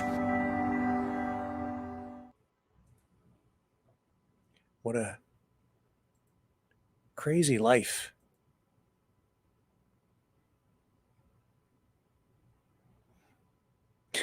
Speaking of eugenics and the ostriches, and people losing their minds, PSYOP, psychological warfare. You think you're not affected by it? Even I'm affected by the emotional side of it. I don't like to listen to Katie Pasitny scream and holler and wail, or her mom cry. I don't like to hear it. I take no pleasure in it. I question it. Some of the authenticity. But I think they're victims of their own PSYOP in large part.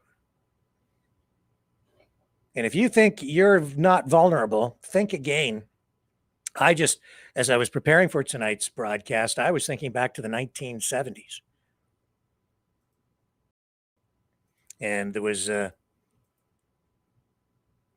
something that I thought, even as a child at the time, it was absolutely freaking ridiculous.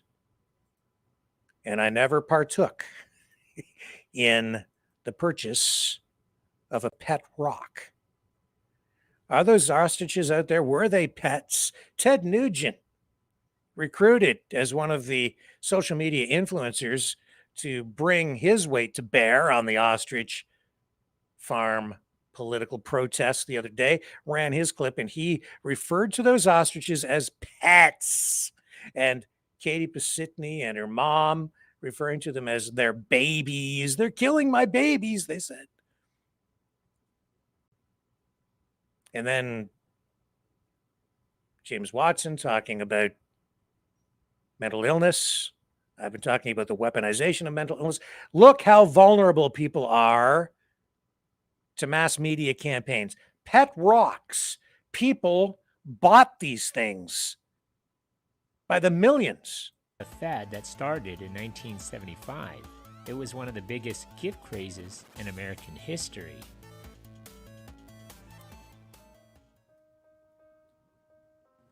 Pet Rocks was the brainchild of Gary Dahl.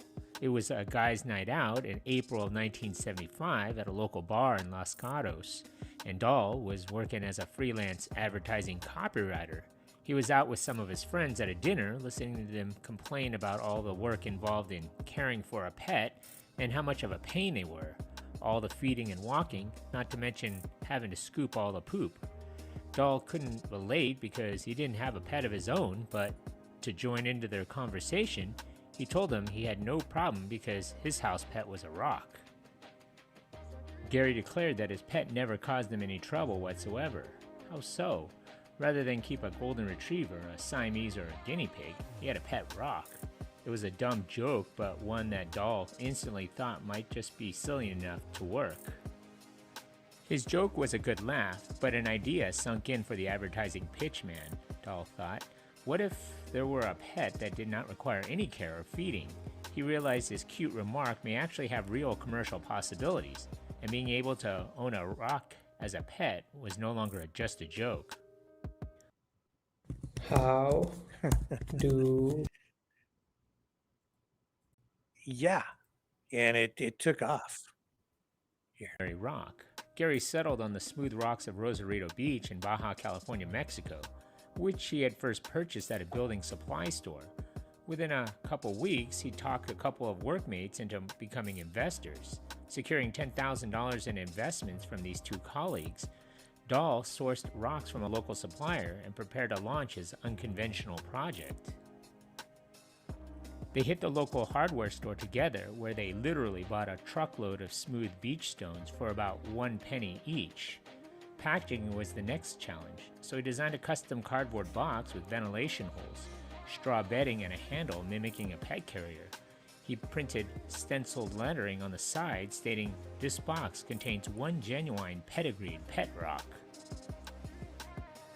He quickly set up writing his 34-page The Care and Training of Your Pet Rock manual. It included instructions for teaching the rock to stay, sit, and play dead, and touted the rock's long lifespan as a faithful companion. It would not need to be fed, walked, bathed, groomed, and would never become sick or disobedient. One funny little instruction included, if when you remove the rock from its box, it appeared to be excited, place it on some old newspapers. The manual read, "The rock will know what the paper is for and will require no further instruction. It will remain on the paper until you remove it." "Your pet rock will be a devoted friend and companion for many years to come," stated Dahl's book, which featured illustrations of the rock in action. Rocks enjoy a long lifespan, so the two of you will never have to part, at least not on your pet rock's account. Once you have transcended the awkward training stage, your rock will mature into a faithful, obedient, loving pet with but one purpose in life. Okay, enough. I had enough of the pet rocks back in the 70s. I knew people who bought them. I remember going to the department store at the local shopping mall. There it was. I walked in one day. I was just a kid. Right in the center aisle, there was a whole table, a display of these stupid pet rocks, except they weren't those pet rocks. Other people had started to produce pet rocks, and they would decorate them and stuff. And they had a table full of these decorated, stupid pet rocks for sale at, it was actually at the time, I think it was called Savette. They were Savette department stores, no longer in business now. And they were selling. I looked at them and I'm not doing that. But see, even then, I was something of a maverick. Don't go away. I have more important things to talk about on the other side.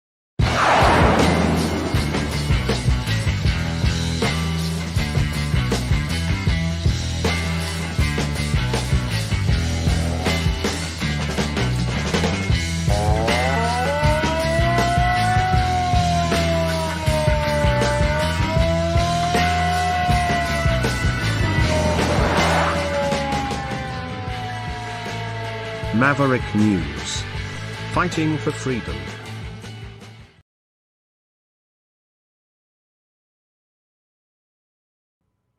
Okay, back in Canada, we have the federal budget still front and center. Some more debate today in the House. And another confidence vote. Liberals survived it. Tories are in still a state of turmoil. Here, let's just bring this up. Here's CTV.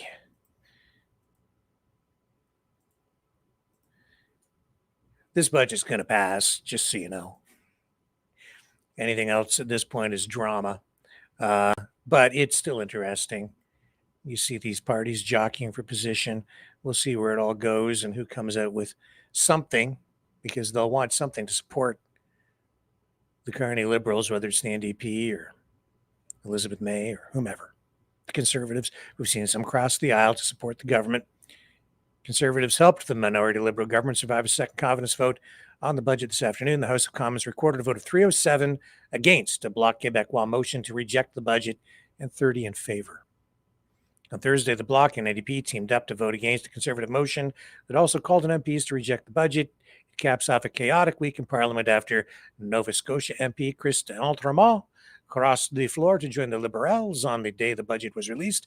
And then yesterday, Conservative MP Matt Genereux announced plans to resign after days of rumors he was planning to join the government.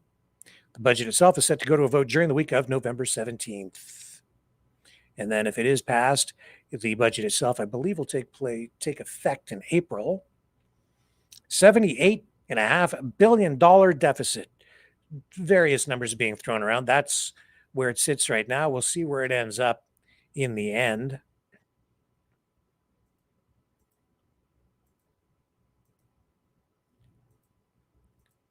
It is, I think, one of the most ambitious, if not the most ambitious, fiscal plans in Canadian history. That's a whole lot of coin, and that's a whole lot of debt, baby. Ouch. Now, what I'm going to say is this. I have a couple of very interesting videos to share with you this evening. And we have a big audience tonight. Sorry, all the people who say that the channel is just dying. It's not. We have way more people watching on several of the platforms tonight than we normally do. So thank you to all the new viewers. Please like, share, subscribe. It would really help the channel out. And if you do that, it helps me stay on here and bring more facts that don't care about people's feelings. Stop laughing, Rick. That's really cruel. I'm sorry. Not sorry.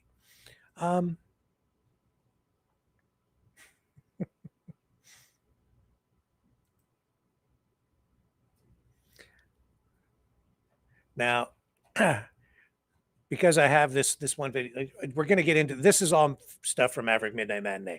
For our new viewers on some of these platforms tonight, on Fridays, we usually run a movie. We call it Maverick Midnight Matinee. Usually some old classic thing, or usually I try to find content that relates to some of the top news stories of the week. And tonight is no exception. Well, yes, it is kind of an exception. No, it isn't. This all has to do with nuclear war. But I can't run it on YouTube. YouTube doesn't like it when we run this stuff. So we tend to get strikes or copyright issue things. And so we always dip off and bring Maverick Midnight Matinee to you over on our Rumble platform and all the other platforms, just not on YouTube. So if you're watching on YouTube tonight, please go find our Rumble channels and come join us over there. Subscribe over there. We'd never get into any trouble over there.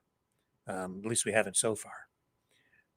That being said, you never know what's coming around the corner in terms of censorship. So what I'm going to do is we're going to close off this segment of the program, the regular Maverick News broadcast. And this stuff, what I'm going to bring to you tonight is powerful. I previewed this video, and it really struck home with me. And so I'm eager to bring it to you and share it with you. And I hope that if you're watching on YouTube, you can join us over on Rumble this evening. Just look for the Maverick News channel.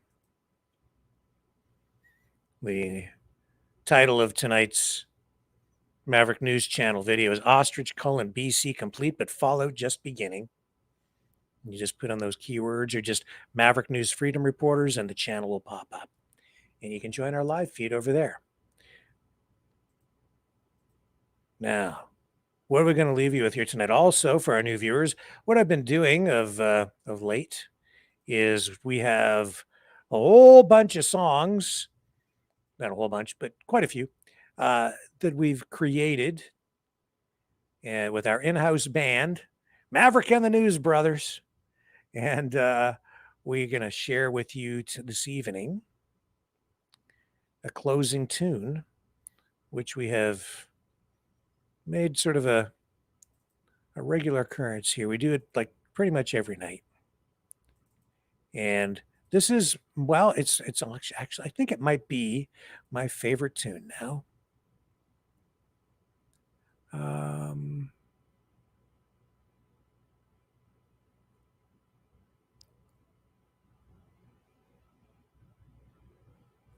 Hang on here a second.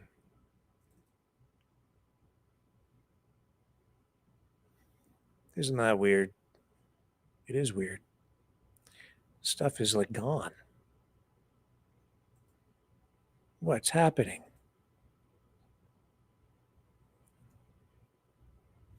Well, that's okay. I don't want to do anything too anticlimactic here. I don't want to lose too many of you as I go through this weird computer problem and find this stuff for you. It has disappeared, folks. Isn't that strange? Well, that being said, then let's just do it the simple way, shall we? We'll close off tonight's broadcast, come back on the other side with Maverick Midnight Matinee. If you're watching on YouTube, you have to go over to Rumble right now. And this is probably appropriate given that we have some people out of that Ostrich Farm that clearly want to make Canada the 51st state. Here's Maverick and the News Brothers and Trump Traitors. See you guys over on Rumble on the other side with Maverick Midnight Matinee.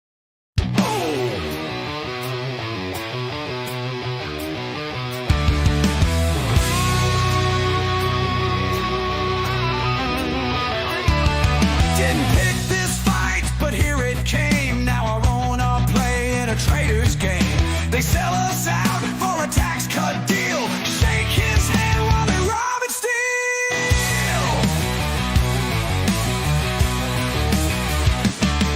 They call us blind, they call us weak, but they're the ones on their knees to the thief. Wave our flag while they burn it down, marching to the sound of a tyrant's cry.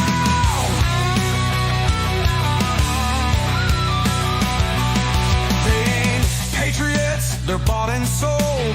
Trade our land for American gold. Singing his tune, dancing his way, but they'll cry for Canada when it's too late. Yeah. Trump traitors, selling us out, burning our home for a tax break now. They stand with the wolves, spit on the brave, but they'll beg for Canada when it's in its grave.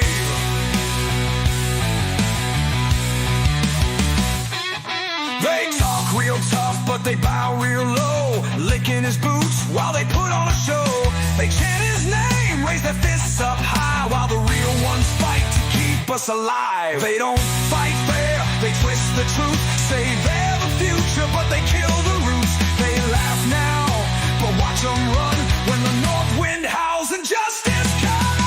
Traitors, selling us out, burning our home for a tax break now. They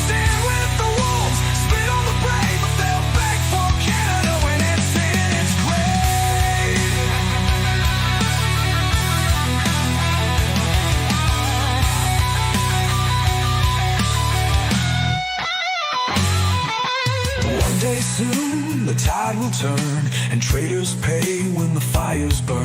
No statues raised, no banners flown, just names in dust where the traitors roam. Selling us out, burning our home for a tax break. Now they stand with the wolves, spit on the brave, but they'll beg for Canada when it's in its grave.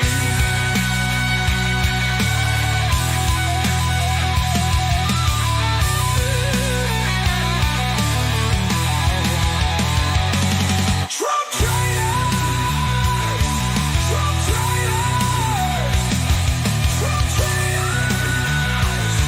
Trump traitors! Trump traitors! Shame.